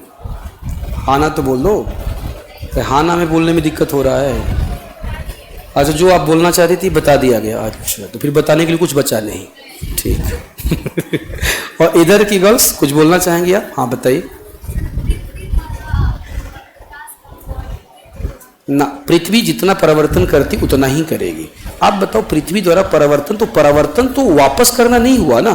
वो तो जिस रूप में दे रहा है आपने वापस कर दिया, मुझे उसे वापस करना जो आपने लिया है। ठीक है, बैठो। सिंपल चीज है आपका कि आपने बोला सर हमें 100 रुपये वापस करना है, और आपने मूड बना रखा है कि हम 100 रुपये वापस करेंगे ही करेंगे अभिभाषण में। ठीक है, सिंपल सी बात यह है कि अगर सूर्य का आने वाला प्रकाश ही कम हो जाए तो कम कैसे होगा हमें नहीं पता। कम कैसे होगा हमें नहीं पता। जो मिल रहा है, देखो पृथ्वी का नेचर क्या 51 वापस करेगी, जहां से मर्जी वहां से वापस करे। पृथ्वी का नेचर कितना वापस करे? 51। वो जहां से मर्जी वहां से वापस करेगी, उसको वापस करना है। ठीक है, और पृथ्वी बार बार 51 क्या कर रही है? वापस कर रही है। सूर्य ने देना ही कम कर दिया, और पृथ्वी वापस कितना कर रही है? 51। और सूर्य ने देना क्या कर दिया? कम कर। पृथ्वी को पता ही नहीं चला वो हमको कम दे रहा है। ये तो एकदम अपने आप को बिल्कुल बैलेंस करने के लिए 51 क्या करती जा रही है? वापस करती चली जा रही है। लेकिन सूर्य ने देने वाला प्रकाश क्या कर दिया? कम। क्या कोई ऐसा रीजन हो सकता है? क्या कोई ऐसा रीजन हो सकता है पृथ्वी पर आने वाला सूर्य का प्रकाश ही कम हो जाए? हाय, रीजन हो सकता है। इमेजिन करना ध्यान से। जस्ट मुझे बताओ कि जब भी कभी बहुत ज्वालामुखी का विस्फोट होता है, ज्वालामुखी के विस्फोट के कारण आपका राख निकलती है क्या? सब लोग मानते हो इस बात को कि ज्वालामुखी का विस्फोट होगा तो क्या निकलेगा? राख। इमेजिन करो जरा। चलो करते हैं कल्पना। कल्पना करने में क्या ही चला जाता है? कुछ चला जाएगा क्या? ठीक है, चलो करते हैं कल्पना। हमने कल्पना किया कि मान लीजिए पृथ्वी पर बहुत बड़े स्तर पर, ब्रॉड लेवल पर ज्वालामुखी का विस्फोट हो गया। हर जगह ज्वालामुखी का विस्फोट हो रहा है। क्या हो रहा है? ज्वालामुखी विस्फोट। तो हर जगह अगर ज्वालामुखी का विस्फोट होगा तो वायुमंडल में राख की मात्रा बढ़ जाएगी या कम हो जाएगी? क्या हो जाएगी? बढ़ जाएगी। वायुमंडल में राख की मात्रा केवल बढ़ जाएगी या वायुमंडल में राख की मोटी परत जमा हो जाएगी? वायुमंडल में राख की मोटी परत। वायुमंडल में बच्चे राख की मोटी परत अगर जमा हो जाएगी, क्या सूर्य के प्रकाश को आने देगी? वो तो रोक देगी। आप जाना चाहते हो, ये है राख, क्या वापस जाने देगी? ठीक है, अगर ये पृथ्वी पर जाने ही नहीं देगी प्रकाश को, तो पृथ्वी को मिलने वाला प्रकाश कम हुआ या ज्यादा? और वापस कितना कर रहे हो? 51। आपने लिया कम, वापस किया ज्यादा, तापमान क्या हो जाएगा? कम हो जाएगा। पहला रीजन। दूसरा रीजन और क्या हो सकता है? ठीक है, सुनते जाओ बस ध्यान से। क्या आपने कभी टीवी पर, मोबाइल पर, रील्स में, कहीं और चीज में परमाणु बम का विस्फोट देखा है? आपने जब परमाणु बम का विस्फोट देखा है तो परमाणु बम के विस्फोट के कारण बताओ धूल के बादल बनते हैं कि नहीं बनते हैं? अगर विस्फोट कर दिया जाए तो बताओ आपका हमने क्या किया, हर जगह चारों तरफ क्या किया हमने, चारों तरफ परमाणु बम का विस्फोट करना शुरू कर दिया। चारों तरफ परमाणु बम का क्या करना शुरू कर दिया, विस्फोट करना शुरू कर दिया। तो परमाणु बम का विस्फोट अगर करेंगे, राख पैदा होगी, धूल पैदा होगा, और फाइनली वो धूल कहां जाएगा, वायुमंडल में। और उस धूल ने वायुमंडल में मोटी परत पैदा कर दिया। क्या पैदा कर दिया, परत पैदा कर दिया। तो क्या वो सूर्य के प्रकाश को आने देगी? और सूर्य का प्रकाश अगर नहीं आएगा तो पृथ्वी को मिलने वाली ऊष्मा कम होगी या ज्यादा, क्या होगी, कम। और कम हो जाएगी तो तापमान क्या हो जाएगा, कम। इसे कहा जाता है नाभिकीय, सुनते जाना ध्यान से, इसे कहा जाता है न्यूक्लियर कूलिंग या नाभिकीय शीतलन कहा जाता है।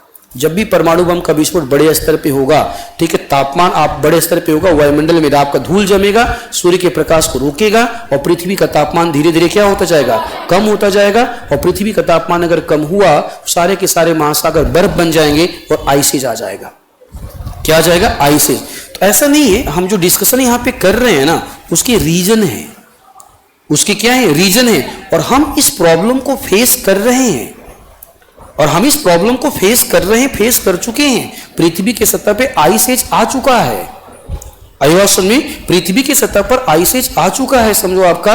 और वो जो आइस एज आया था, दो रीजन से आया था। बहुत बड़ा ज्वालामुखी विस्फोट हुआ था, उल्का पिंड का टक्कर हुआ था, पूरा का पूरा वायुमंडल में आपका धूल का राख जमा हो गया था, कार्बन डाइऑक्साइड कम हो गई थी, और पृथ्वी का तापमान अचानक से क्या हो गया, कम हो गया। पूरा का पूरा महासागर बर्फ में बदल गया, सारी नदियां बर्फ में बदल गई। उसका नाम ही रखा गया आइस एज। क्या नाम रखा गया, आइस एज, हिमयुग रखा गया है। और उस समय इंसान पृथ्वी पर था, उस समय पृथ्वी पर इंसान था। ऐसे एज को कहा जाता है आइस एज या हिमयुग कहा जाता है। क्लियर है इतना? तो यहां तक आप आ गए हैं ना। कारण में ऐसे बना के लिखिएगा, जहां पे कारण लिखा हुआ है उसमें बना के लिखिए, कारण वाले में। पॉइंट नंबर 1 लिखो, किसी बड़े ज्वालामुखी विस्फोट के कारण, किसी बड़े ज्वालामुखी विस्फोट के कारण, विस्फोट के कारण वायुमंडल में, विस्फोट के कारण वायुमंडल में, वायुमंडल में राख, वायुमंडल में राख की मोटी परत का जमा हो जाना, मोटी परत का जमा हो जाना, परत का जमा हो जाना। सेकेंड, अत्यधिक परमाणु बम के विस्फोट के कारण, अत्यधिक परमाणु बम के विस्फोट के कारण, विस्फोट के कारण, अत्यधिक परमाणु बम के विस्फोट के कारण वायुमंडल में, वायुमंडल में धूल की मोटी परत, धूल की मोटी परत का जमा हो जाना, धूल की मोटी परत का जमा हो जाना, जमा हो जाना, धूल की मोटी परत का जमा हो जाना, जमा हो जाना। ठीक है, टॉपिक खत्म होता है। ऊष्मा बजट, इंसोलेशन और अल्बीडो, तीनों टॉपिक खत्म। ठीक है, 5 मिनट का टाइम दे रहा हूँ। कल से लेकर आज तक जितना मैंने लिखवाया है जल्दी से पढ़ लो, हम आगे बढ़ेंगे, नए टॉपिक की तरफ चलेंगे। पार्थिव विकिरण का मतलब वापस किया गया विकिरण, यही पार्थिव विकिरण है जो पृथ्वी वापस कर रही है, उसी का नाम है पार्थिव विकिरण, काउंटर रेडिएशन, उल्टा रेडिएशन। जल्दी से एक बार पढ़ लीजिए, कल से लेकर आज तक हम बढ़ेंगे आगे नए टॉपिक की तरफ।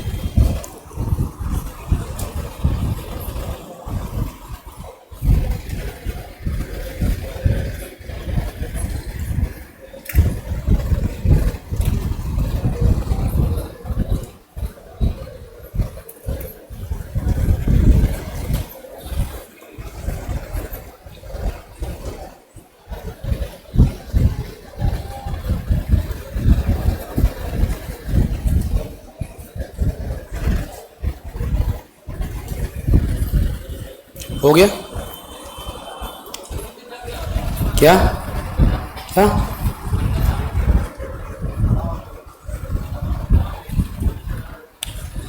खड़े हो जाओ पहले। पूरा सेंटेंस बोला करो, शब्द नहीं। पूरा सेंटेंस बोलो। क्या लिखा था? बस तुंगता लिखा था, आगे पीछे कुछ नहीं लिखा था।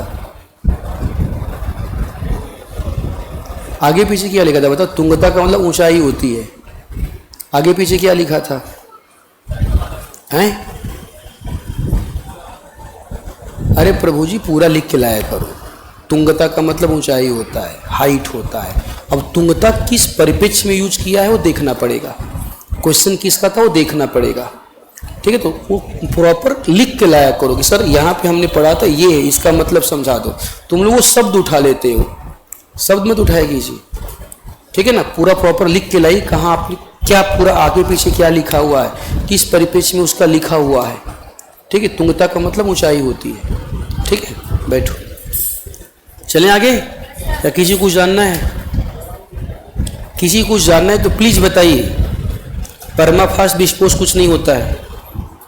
ठीक है, एक पूछा सनातनी पवन क्या है। हम विंड सिस्टम में पढ़ाएंगे सनातनी पवन क्या है। अभी बस इतना जानो, जो पवनें पृथ्वी पे एक निश्चित क्षेत्र में पूरे साल चलते वो सनातनी पवन है। जल्दी बताओ भाई। हाँ, क्या हो जाती है? शांत हो नहीं जाती है। स्पेशली क्या कहते हैं, शांत होती नहीं है। कहीं पे डिस्टरबेंस ज्यादा हो गया, उसकी तुलना में वो शांत हो जाएगा। यहाँ पे छोटी मोटी लहर पैदा हो रही है और यहाँ पे भूकंप आ गया, ज्यादा डिस्टरबेंस कहाँ होगा? इस वाले इलाके में। सब कुछ भाग के कहाँ जाएगा? वहाँ। ये वाला इलाका अपने आप शांत हो जाएगा क्योंकि डिस्टरबेंस वहाँ पैदा हुआ है। इसलिए किताबों में लिख देता है कि सुनामी जब आता है आसपास की लहरें शांत हो जाती हैं। ठीक है ना? और कुछ जानना किसी को?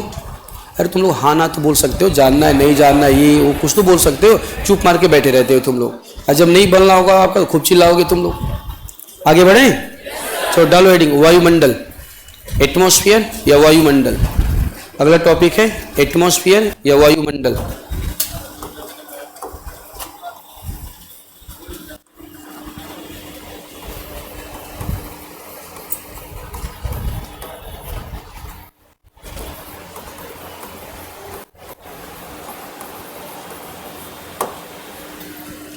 वायुमंडल या एटमॉस्फेयर।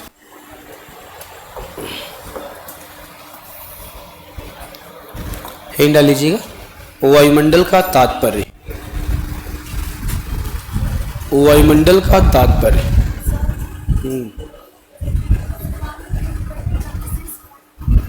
विशेष कारण। विशेष कारण क्या होता है जी? भूकंप से होता है, उसमें विशेष कारण कहाँ से आ गया? सुनामी की उत्पत्ति एक नहीं कई कारण, विशेष कुछ नहीं होता। ठीक है, आप ये बोलो कि सर सबसे ज्यादा सुनामी कहाँ पे मजबूत होगी, तो भूकंप और ज्वालामुखी। भूकंप और ज्वालामुखी में सुनामी सबसे ज्यादा मजबूत होती है। वायुमंडल का तात्पर्य सुनो ध्यान से। यहाँ पे लिखा हमने वायु और यहाँ पे लिखा हमने मंडल। मंडल,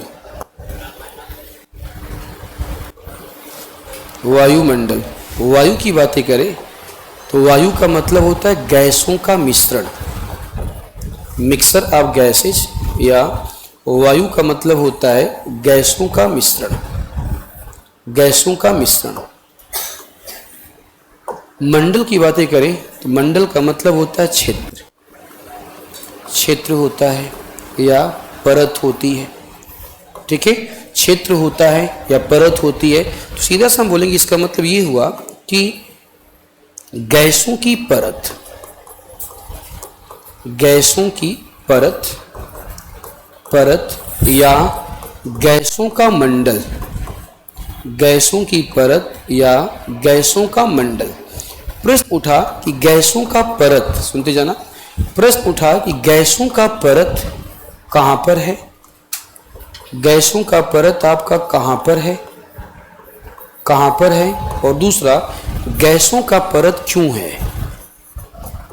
गैसों का परत क्यों है? इसकी बातें करते। गैसों का परत कहाँ पर है और गैसों की परत क्यों पर है? तो गैसों का परत कहाँ पर बताओ?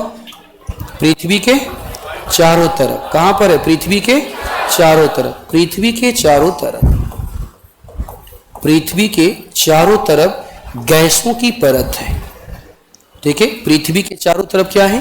पृथ्वी के चारों तरफ गैसों की परत, गैसों की परत है। प्रश्न उठा कि पृथ्वी के चारों तरफ गैसों की परत क्यों है? जब भी हम गैस की बातें करेंगे, समझना, जब भी हम गैस की बातें करेंगे, गैस, आप बताइए गैस के जो कण होते हैं, कण, ये बताओ स्वतंत्र होते हैं या बंधे होते हैं? गैस के कण कैसे होते हैं? स्वतंत्र होते हैं। गैस के जो पार्टिकल्स हैं ये स्वतंत्र पार्टिकल्स हैं, ये फ्री पार्टिकल्स हैं। क्वेश्चन ये उठा, ये जो फ्री पार्टिकल्स हैं, फ्री पार्टिकल किसी के साथ बंधा कैसे रह सकता है? ये तो फ्री पार्टिकल है, फ्री पार्टिकल है, इस फ्री पार्टिकल को तो पृथ्वी को छोड़ के चले जाना चाहिए था। फ्री पार्टिकल को पृथ्वी को छोड़ के क्या करना? चले जाना चाहिए था, लेकिन नहीं, ये पृथ्वी को छोड़कर जाता नहीं है, पृथ्वी के चारों तरफ बैठा हुआ है। पृथ्वी के चारों तरफ बैठा हुआ, ये जाना चाहता है, ये जाना चाहते हुए गैस का पार्टिकल स्वतंत्र है। फ्री पार्टिकल्स कहीं रहेगा नहीं, जो स्वतंत्र है वो कहीं क्यों रहेगा? आदिवास में फिर भी ये पृथ्वी पे बंधा हुआ है और ये छोड़कर जाना चाहता है, लेकिन जा नहीं पा रहा है। इसका मतलब इसको पृथ्वी के साथ किसी ने बाउंडेड कर रखा है, बांध रखा है।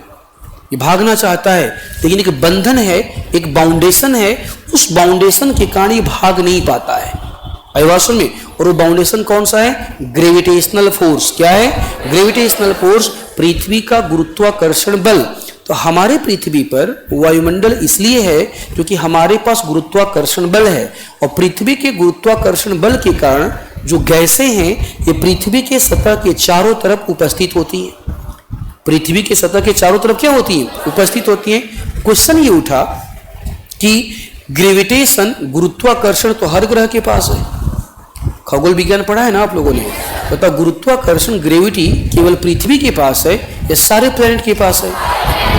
ग्रेविटी केवल और केवल पृथ्वी के पास है या चंद्रमा के पास भी है? किसके पास? चंद्रमा। क्वेश्चन इज दैट अगर चंद्रमा ग्रेविटी होल्ड करता है, अगर मरकरी ग्रेविटी होल्ड करता है, अगर वीनस ग्रेविटी होल्ड करता है, देन व्हाई नॉट एटमॉस्फेयर? फिर वायुमंडल क्यों नहीं? आप बोल रहे हो कि आपका ग्रेविटी है तो वायुमंडल है। आप क्या बोल रहे हो? ग्रेविटी है तो क्या है? वायुमंडल है। तो भाई ग्रेविटी तो चंद्रमा के पास भी है, ग्रेविटी तो बुध के पास भी है, ग्रेविटी तो शनि के पास भी है, फिर इनके पास वायुमंडल क्यों नहीं है?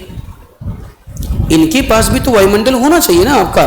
चंद्रमा के पास कोई वायुमंडल नहीं है, बुध के पास कोई वायुमंडल नहीं है, तो चंद्रमा छोड़, बुध छोड़ भी देते हैं मान लो, चंद्रमा तो हमारा अपना उपग्रह है ना।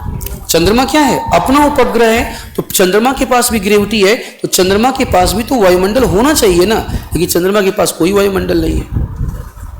चंद्रमा के पास कोई वायुमंडल नहीं है, जबकि चंद्रमा ग्रेविटी होल्ड करता है।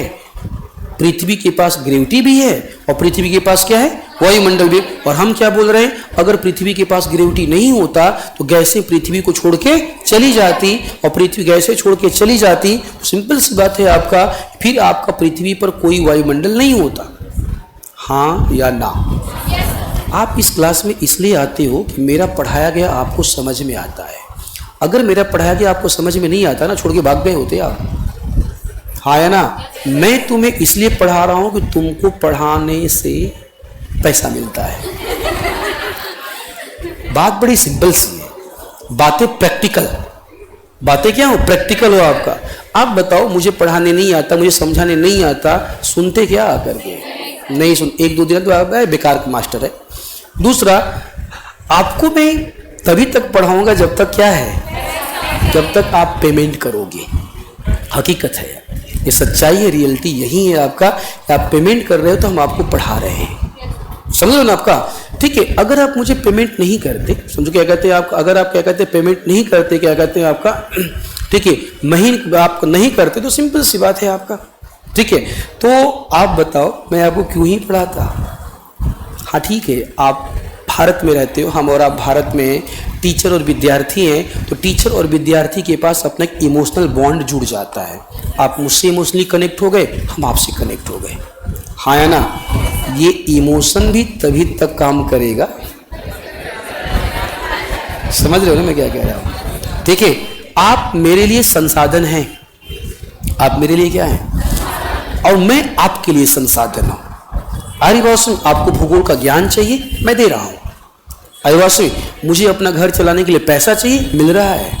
जिस दिन ये संसाधन खत्म हुआ, ना तो मैं आपके सामने आऊंगा ना आप मेरे सामने आओगे। सच्चाई तो यही है ना, यही सच्चाई है। बच्चे क्या कहते हैं आपका, अगर आपको ठीक है, आप एसडीएम बनना चाहते हो ना, क्यों बनना चाहते हैं?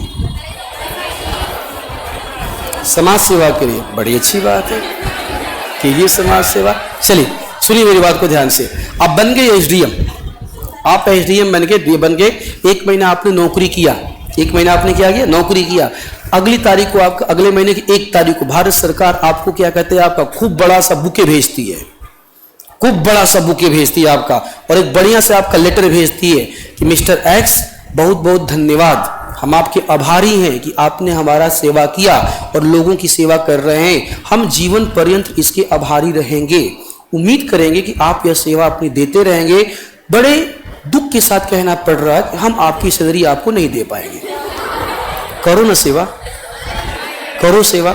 आप भी बोलोगे बहुत बहुत धन्यवाद आपका, बहुत बहुत धन्यवाद, आभार आपका कि आपने बुके भेजा और मेरे प्रति आपने आभार व्यक्त किया। ठीक है, हमारी अपनी कुछ जरूरतें हैं, इसलिए बड़ी विनम्रता के साथ प्रेम पूर्वक कहना पड़ रहा है, अगले महीने से हम अपनी सेवा जारी नहीं रखेंगे।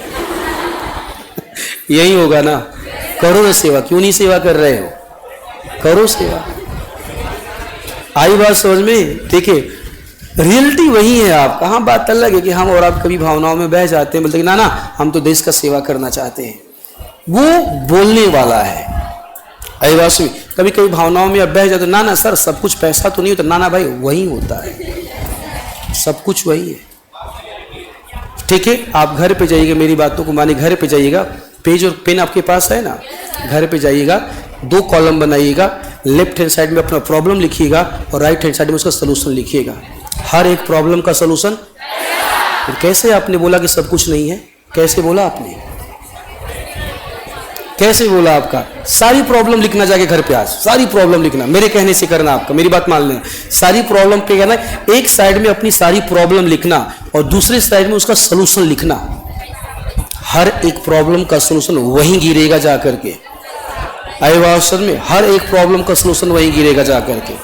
समझ रहे हैं ना आपका? ठीक है, तो केवल और केवल ग्रेविटी हो जाने से, सुनिए, केवल और केवल ग्रेविटी हो जाने से वायुमंडल नहीं आएगा। भाई ग्रेविटी इतना मजबूत होना भी तो चाहिए ना, ये पकड़ के रख सके। गैस भागना चाहता है, गैस क्या करना चाहता है, भागना चाहता है, और ग्रेविटी क्या करना चाहता है, पकड़ना चाहता है। भाई जो पकड़ना चाहता है वो इतना मजबूत तो हो कि जाने वाले को रोक सके। ठीक है, तुम्हारा ग्रेविटी इतना मजबूत नहीं है कि तुम जाने वाले को रोक पा रहे हो, तो रुकेगा, चला जाएगा। क्योंकि तुम्हारा ग्रेविटी स्ट्रांग है, मजबूत है, तुम उसे जाने ही नहीं दे रहे हो। जाने जब नहीं दोगे तो सिंपल सी बात है, आपका वह ग्रेविटी आपको रोक लेगी।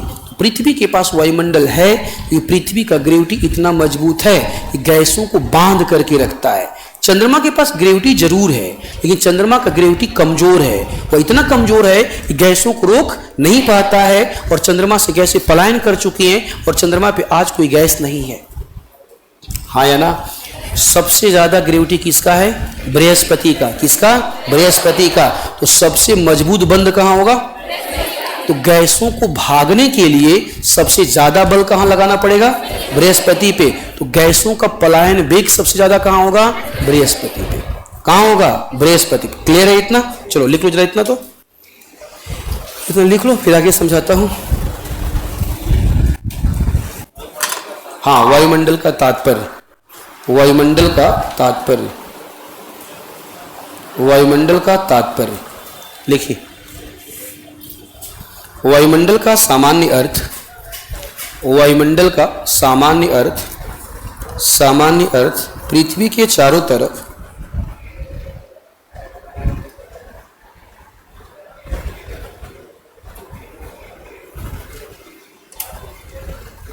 किसका क्वेश्चन है? नाम लिखा करो। ज्वालामुखी विस्फोट का क्वेश्चन किसका है? आप में से किसका क्वेश्चन है ज्वालामुखी विस्फोट का, कि राख का परत जमा हो जाएगा तो किसका किसका है?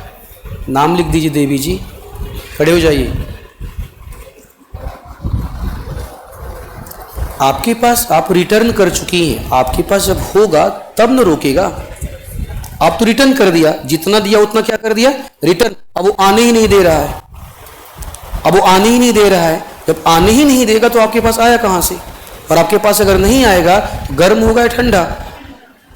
क्या होगा? ठंडा, इसलिए ठंडा हो जाएगा। ठीक है, बैठ जाइए।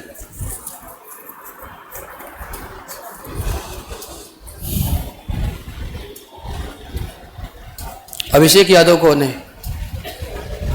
कहाँ है अभिषेक जी? यही क्वेश्चन था ना सेम? तुम्हारा भी सेम क्वेश्चन था, हो गया, जवाब मिल गया, बैठ जाओ। हाँ, कहाँ लिखा है बताइए जरा। पृथ्वी के चारों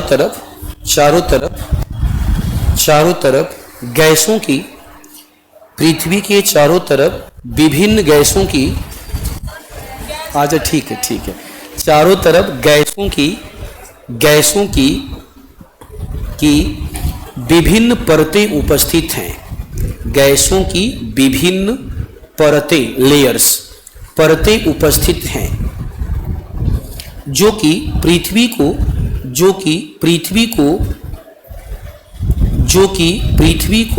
चारों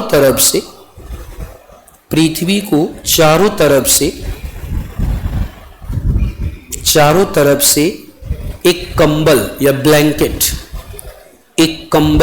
ब्लैंकेट की तरह घेरे हुई है। पृथ्वी को चारों तरफ से एक ब्लैंकेट या कंबल की तरह घेरे हुए है।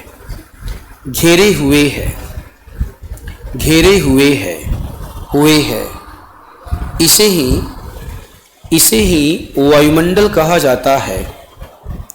उसे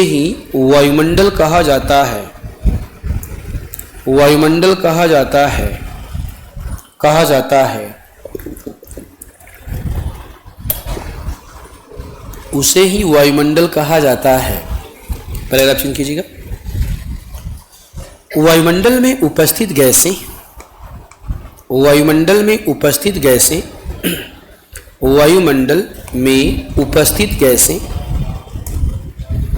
पृथ्वी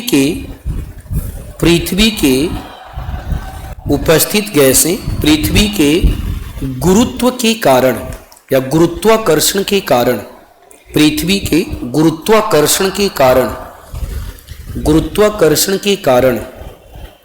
पृथ्वी से बंधी हुई हैं।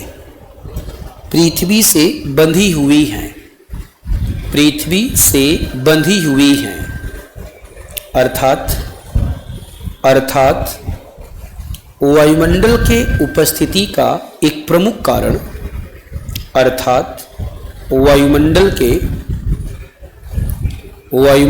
के उपस्थिति का एक प्रमुख कारण, उपस्थिति का एक प्रमुख कारण पृथ्वी का गुरुत्वाकर्षण है।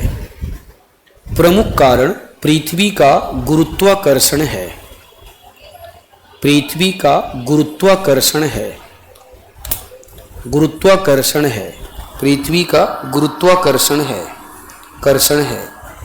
ठीक है, सबसे बड़ा बेटा क्वेश्चन ये है कि ठीक है, मान लिया गुरुत्वाकर्षण है, एक्सेप्ट कर लिया, कोई इसमें प्रॉब्लम नहीं है। पृथ्वी का वायुमंडल बना कैसे? इतनी सारी गैसें पृथ्वी की वायुमंडल में कहां से आ गई? सुनते जाओ ध्यान से। पृथ्वी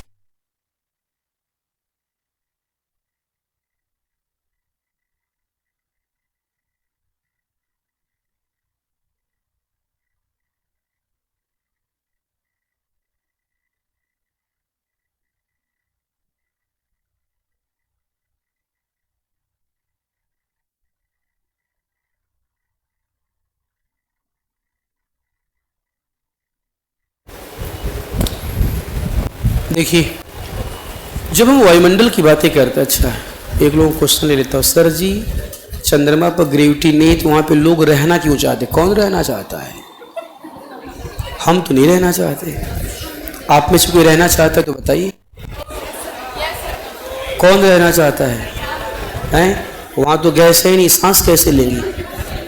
कैसे सांस लेंगे? वहाँ तो पीने के लिए पानी है नहीं, पिएंगी कैसे? कहाँ से पी लेंगी? और हमने कब बोला कि चंद्रमा पे ग्रेविटी नहीं है? हमने ये बोला कि चंद्रमा पे ग्रेविटी नहीं है, कम है, कम है आपका, ठीक है। और मुझे तो नहीं पता कि चंद्रमा पे कौन रहना चाहता है। अरे पृथ्वी पे रह लो, कम बात है, चले चंद्रमा पे रहने के लिए, ठीक है। ख्वाब आप देख रहे हो क्या तुम लोग चंद्रमा पे रहने के लिए? सुनो, जब कभी कभी किसी के पास बहुत पैसा होता है ना, तो वो क्या करता है, अपना नाम दुनिया में उसको जाना जाए, वो ऐसा काम करता है। वो जाएगा, बोले काम करो भाई, हम चंद्रमा पर रहना चाहते, चंद्रमा पे मेरे नाम का जमीन काट दो, प्लाट काट दो। तो ऐसे लोगों को जमीन बताओ, चंद्रमा पे क्या कहते हैं, हवा नहीं है, सांस लोग नहीं ले पा रहे और वहां प्लाटिंग चल रही है। अच्छा, ये वाला प्लाट मेरा है, ठीक है, ये वाला प्लाट हमारा है। ऐसा करके लोग क्या कहते हैं, अपने आप को दुनिया में पहचान बनाना चाहते, उनके पास खूब पैसा है। वो चंद्रमा में प्लाट ले, चाहे मंगल पे प्लाट ले, क्या ही दिक्कत है अवसर में, ठीक है। हमारे तुम्हारे पास पैसा है नहीं, हमारे तुम्हारे पास पैसा है नहीं, यहाँ पे पढ़ने के लिए संघर्ष किया जा रहा है और तुम चलो जमीन प्लाट खरीदे चंद्रमा पे, पॉसिबल है ऐसा? ठीक है, ठीक है। अब शांति सुन लो एकदम, ठीक है, अब शांति सुन लो। हम डिस्कस कर रहे हैं आपसे कि हमारी पृथ्वी का जब जन्म हुआ, तो हमारी पृथ्वी आज की तरह नहीं थी। हमारी पृथ्वी गर्म थी। क्या थी? गर्म थी। धीरे धीरे पृथ्वी ठंडी होती गई, धीरे धीरे पृथ्वी क्या होती गई? ठंडी होती गई। आपका जब पृथ्वी का जब जन्म हुआ ना, तो उस समय पृथ्वी पर ज्वालामुखी विस्फोट बहुत ज्यादा होता था। क्या होता था? ज्वालामुखी विस्फोट ज्यादा। अब ज्वालामुखी विस्फोट जब होता था, ज्वालामुखी विस्फोट से गैस निकलती है, ज्वालामुखी विस्फोट से जलवाष्प निकलता है, तो पृथ्वी के वायुमंडल में जलवाष्प आ गया। ज्वालामुखी विस्फोट से कार्बन डाइऑक्साइड निकलता है, सल्फर निकलता है, नाइट्रस निकलता है, समझ रहे हो ना? ये सारी गैसें आ गई, तो आपका जलवाष्प आ गया, सल्फर आ गया, नाइट्रस आ गया, ठीक है, उसके बाद हाइड्रोजन आ गई, सारी गैसें आ गई। हमारा जो प्रारंभिक वायुमंडल था, सुनते जाना ध्यान से, हमारा जो प्रारंभिक वायुमंडल था उसमें ऑक्सीजन नहीं था। सुनिए ध्यान से, हमारा जो प्रारंभिक वायुमंडल था, उस प्रारंभिक वायुमंडल में ऑक्सीजन नहीं था आपका। उस प्रारंभिक वायुमंडल में मैक्सिमम कार्बन डाइऑक्साइड था, क्योंकि ज्वालामुखी विस्फोट हो रहा है और ज्वालामुखी विस्फोट के कारण आपका कार्बन निकलता है, ठीक है। तो हमारे प्रारंभिक वायुमंडल में कार्बन डाइऑक्साइड की मात्रा सबसे ज्यादा थी। क्या थी? ज्यादा। अब बताओ, कार्बन डाइऑक्साइड की मात्रा जब ज्यादा रही होगी तो पृथ्वी का तापमान भी क्या रहा होगा? ज्यादा रहा होगा। पृथ्वी का तापमान भी ज्यादा है। अब चूंकि जब आपका ज्वालामुखी विस्फोट हुआ, तो ज्वालामुखी विस्फोट के कारण जलवाष्प भी बाहर निकली। अब जलवाष्प जब बाहर निकली तो ठंडी हुई, तो बारिश हुआ। चूंकि पृथ्वी गर्म थी, तो वही आपका जो जल था फिर से वाष्प बन गया, फिर से बारिश हुई, फिर से वाष्प बना।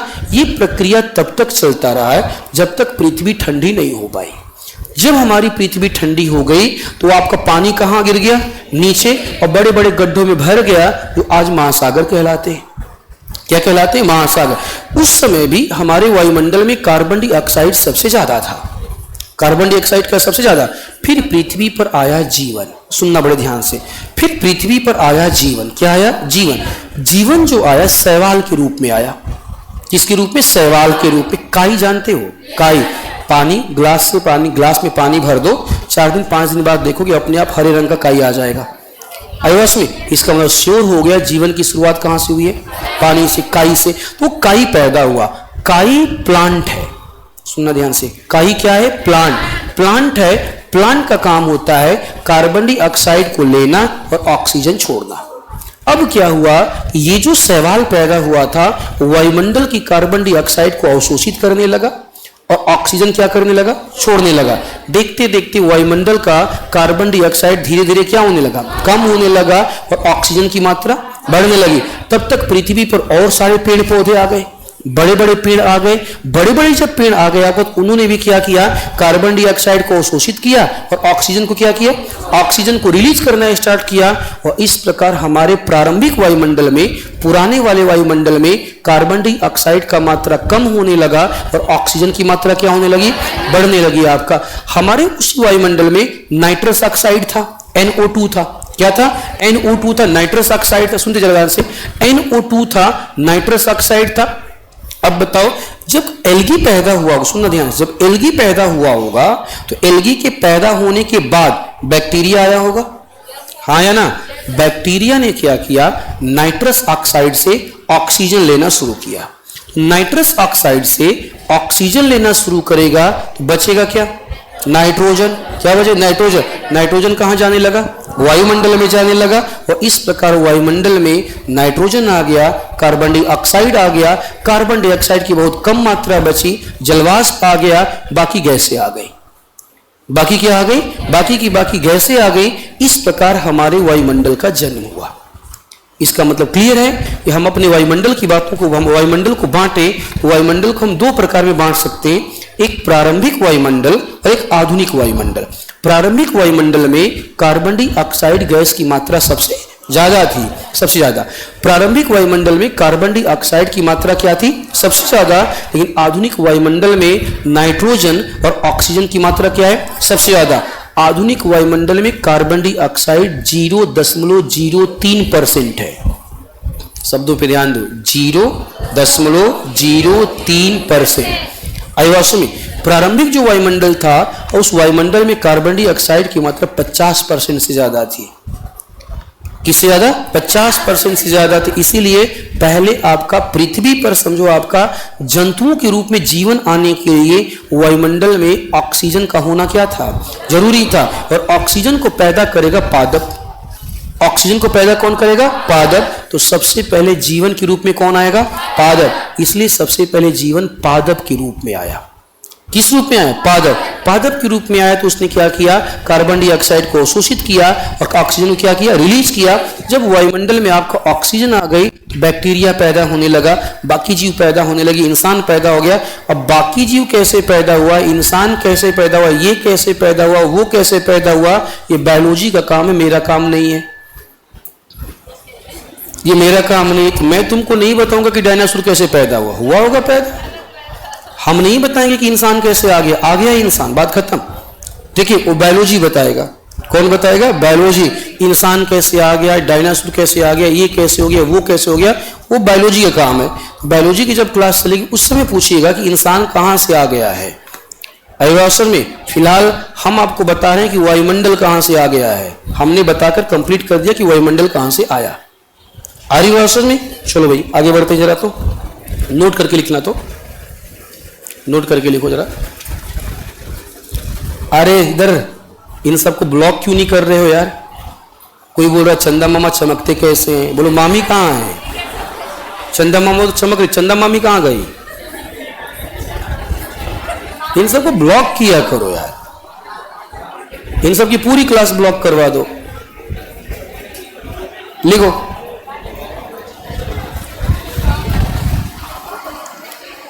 नोट करके लिखो। पृथ्वी के वायुमंडल का जब लिखो, पृथ्वी के वायुमंडल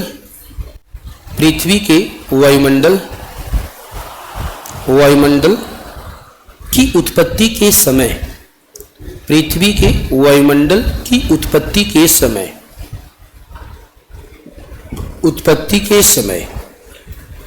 पृथ्वी के वायुमंडल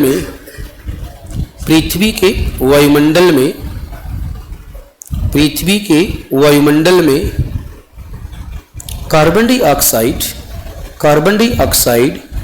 गैस की मात्रा सर्वाधिक थी।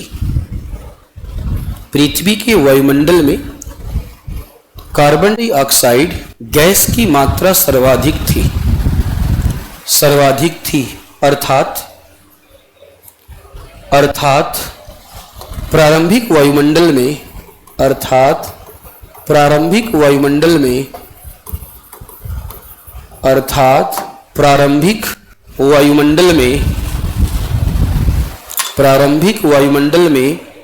कार्बन डाइऑक्साइड गैस की प्रधानता थी। प्रारंभिक वायुमंडल में कार्बन डाइऑक्साइड गैस की प्रधानता थी। अगला पॉइंट, पृथ्वी पर जीवन की उत्पत्ति, पृथ्वी पर जीवन की उत्पत्ति शैवाल, पृथ्वी पर जीवन की उत्पत्ति शैवाल ब्रैकेट में एल्गी, नाम सुना है ना, शैवाल ब्रैकेट में एल्गी के रूप में हुई, शैवाल या एल्गी के रूप में हुई, के रूप में हुई। शैवालों के द्वारा, शैवालों के द्वारा, शैवालों के द्वारा प्रकाश संश्लेषण, शैवालों के द्वारा प्रकाश संश्लेषण, संश्लेषण की क्रिया में, प्रकाश संश्लेषण की क्रिया में कार्बन डाइऑक्साइड, प्रकाश संश्लेषण की क्रिया में कार्बन डाइऑक्साइड का अवशोषण किया गया, कार्बन डाइऑक्साइड का अवशोषण किया गया तथा अवशोषण किया गया तथा ऑक्सीजन गैस, तथा ऑक्सीजन गैस मुक्त हुई, ऑक्सीजन गैस मुक्त हुई। और इस प्रकार प्रारंभिक वायुमंडल से, और इस प्रकार प्रारंभिक वायुमंडल से कार्बन डाइऑक्साइड, प्रारंभिक वायुमंडल से कार्बन डाइऑक्साइड की मात्रा, कार्बन डाइऑक्साइड की मात्रा कम होने लगी, कार्बन डाइऑक्साइड की मात्रा कम होने लगी तथा ऑक्सीजन की मात्रा बढ़ने लगी। और इस प्रकार ऑक्सीजन की मात्रा बढ़ने लगी। और इस प्रकार वायुमंडल में ऑक्सीजन गैस, इस प्रकार वायुमंडल में ऑक्सीजन गैस का अस्तित्व आया,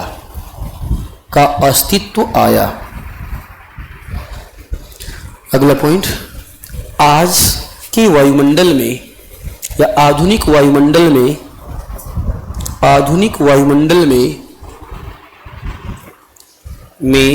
नाइट्रोजन तथा ऑक्सीजन, आधुनिक वायुमंडल में नाइट्रोजन तथा ऑक्सीजन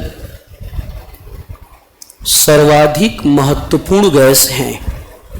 आधुनिक वायुमंडल में ऑक्सीजन तथा नाइट्रोजन सर्वाधिक महत्वपूर्ण गैस हैं, सर्वाधिक महत्वपूर्ण गैस हैं।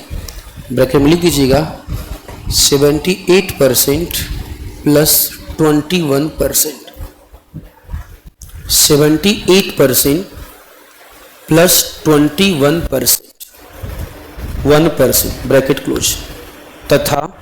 तथा कार्बन डाइऑक्साइड की मात्रा, कार्बन डाइऑक्साइड की मात्रा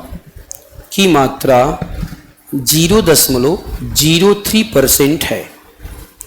कार्बन डाइऑक्साइड की मात्रा लिखा हुआ है, कार्बन डाइऑक्साइड की मात्रा 0.03% है, ठीक है ना, या 0.03% लिख सकते हो, 3% है ही डालिएगा।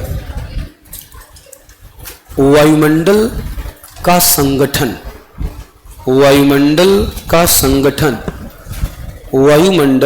संगठन, कंपोजिशन ऑफ एटमॉस्फेयर, वायुमंडल का संगठन, composition of atmosphere, composition of atmosphere, वायुमंडल का संगठन, ठीक है बालक, ये हम कल पढ़ेंगे, टाइम हमारा हो गया, ये हम कल पढ़ेंगे, ठीक है बालक, ठीक है। एनसीईआरटी पढ़ते रहो, जो मैं पढ़ा रहा हूँ ना, ये सारी की सारी चीज़ें आप लोगों को 11th क्लास की एनसीईआरटी मिल जाएगा। कहाँ मिल जाएगा? सब कुछ मिलेगा, सब कुछ 11th क्लास की एनसीईआरटी में आपको मिल जाएगा। अविवास में जो टॉपिक में पढ़ा, से वायुमंडल, ठीक है, वायुमंडल जो है, इस वायुमंडल को भी एनसीईआरटी में पढ़ लीजिए, ठीक है। वायुमंडल में, ठीक है। तो जो जो टॉपिक पढ़ाता जा रहा हूँ ना, उस टॉपिक को क्या कहते हैं, वायुमंडल में क्या कर देना आपका, लिखते हुए चले जाना है, ठीक है। और किसी कुछ पूछना है? अरे भाई बालकों, कुछ पूछना है या निकले हम? निकल, अच्छा बोलिए। हाँ, बारिश हो रहा तो अच्छी बात, तो भीग जाओ बारिश में, हैं? अरे यार एक बात बताओ, जवान लोग हो तुम लोग, तो बारिश में तुम नहीं भीगोगे तो हम भीगेंगे? बेवकूफ आदमी, भीग जाया करो बारिश में। हमारे अनुसार क्या कहते हैं, एनसीईआरटी भूगोल का अच्छा किताब है, और जो हम पढ़ा रहे हैं वही अच्छा है। आपका पर्पज क्या है, उद्देश्य क्या है? एग्जाम क्वालिफाई करना है, ज्ञान लेना? नहीं, अच्छा तो लगेगा, पर्पज क्या है, अभी उद्देश्य क्या है?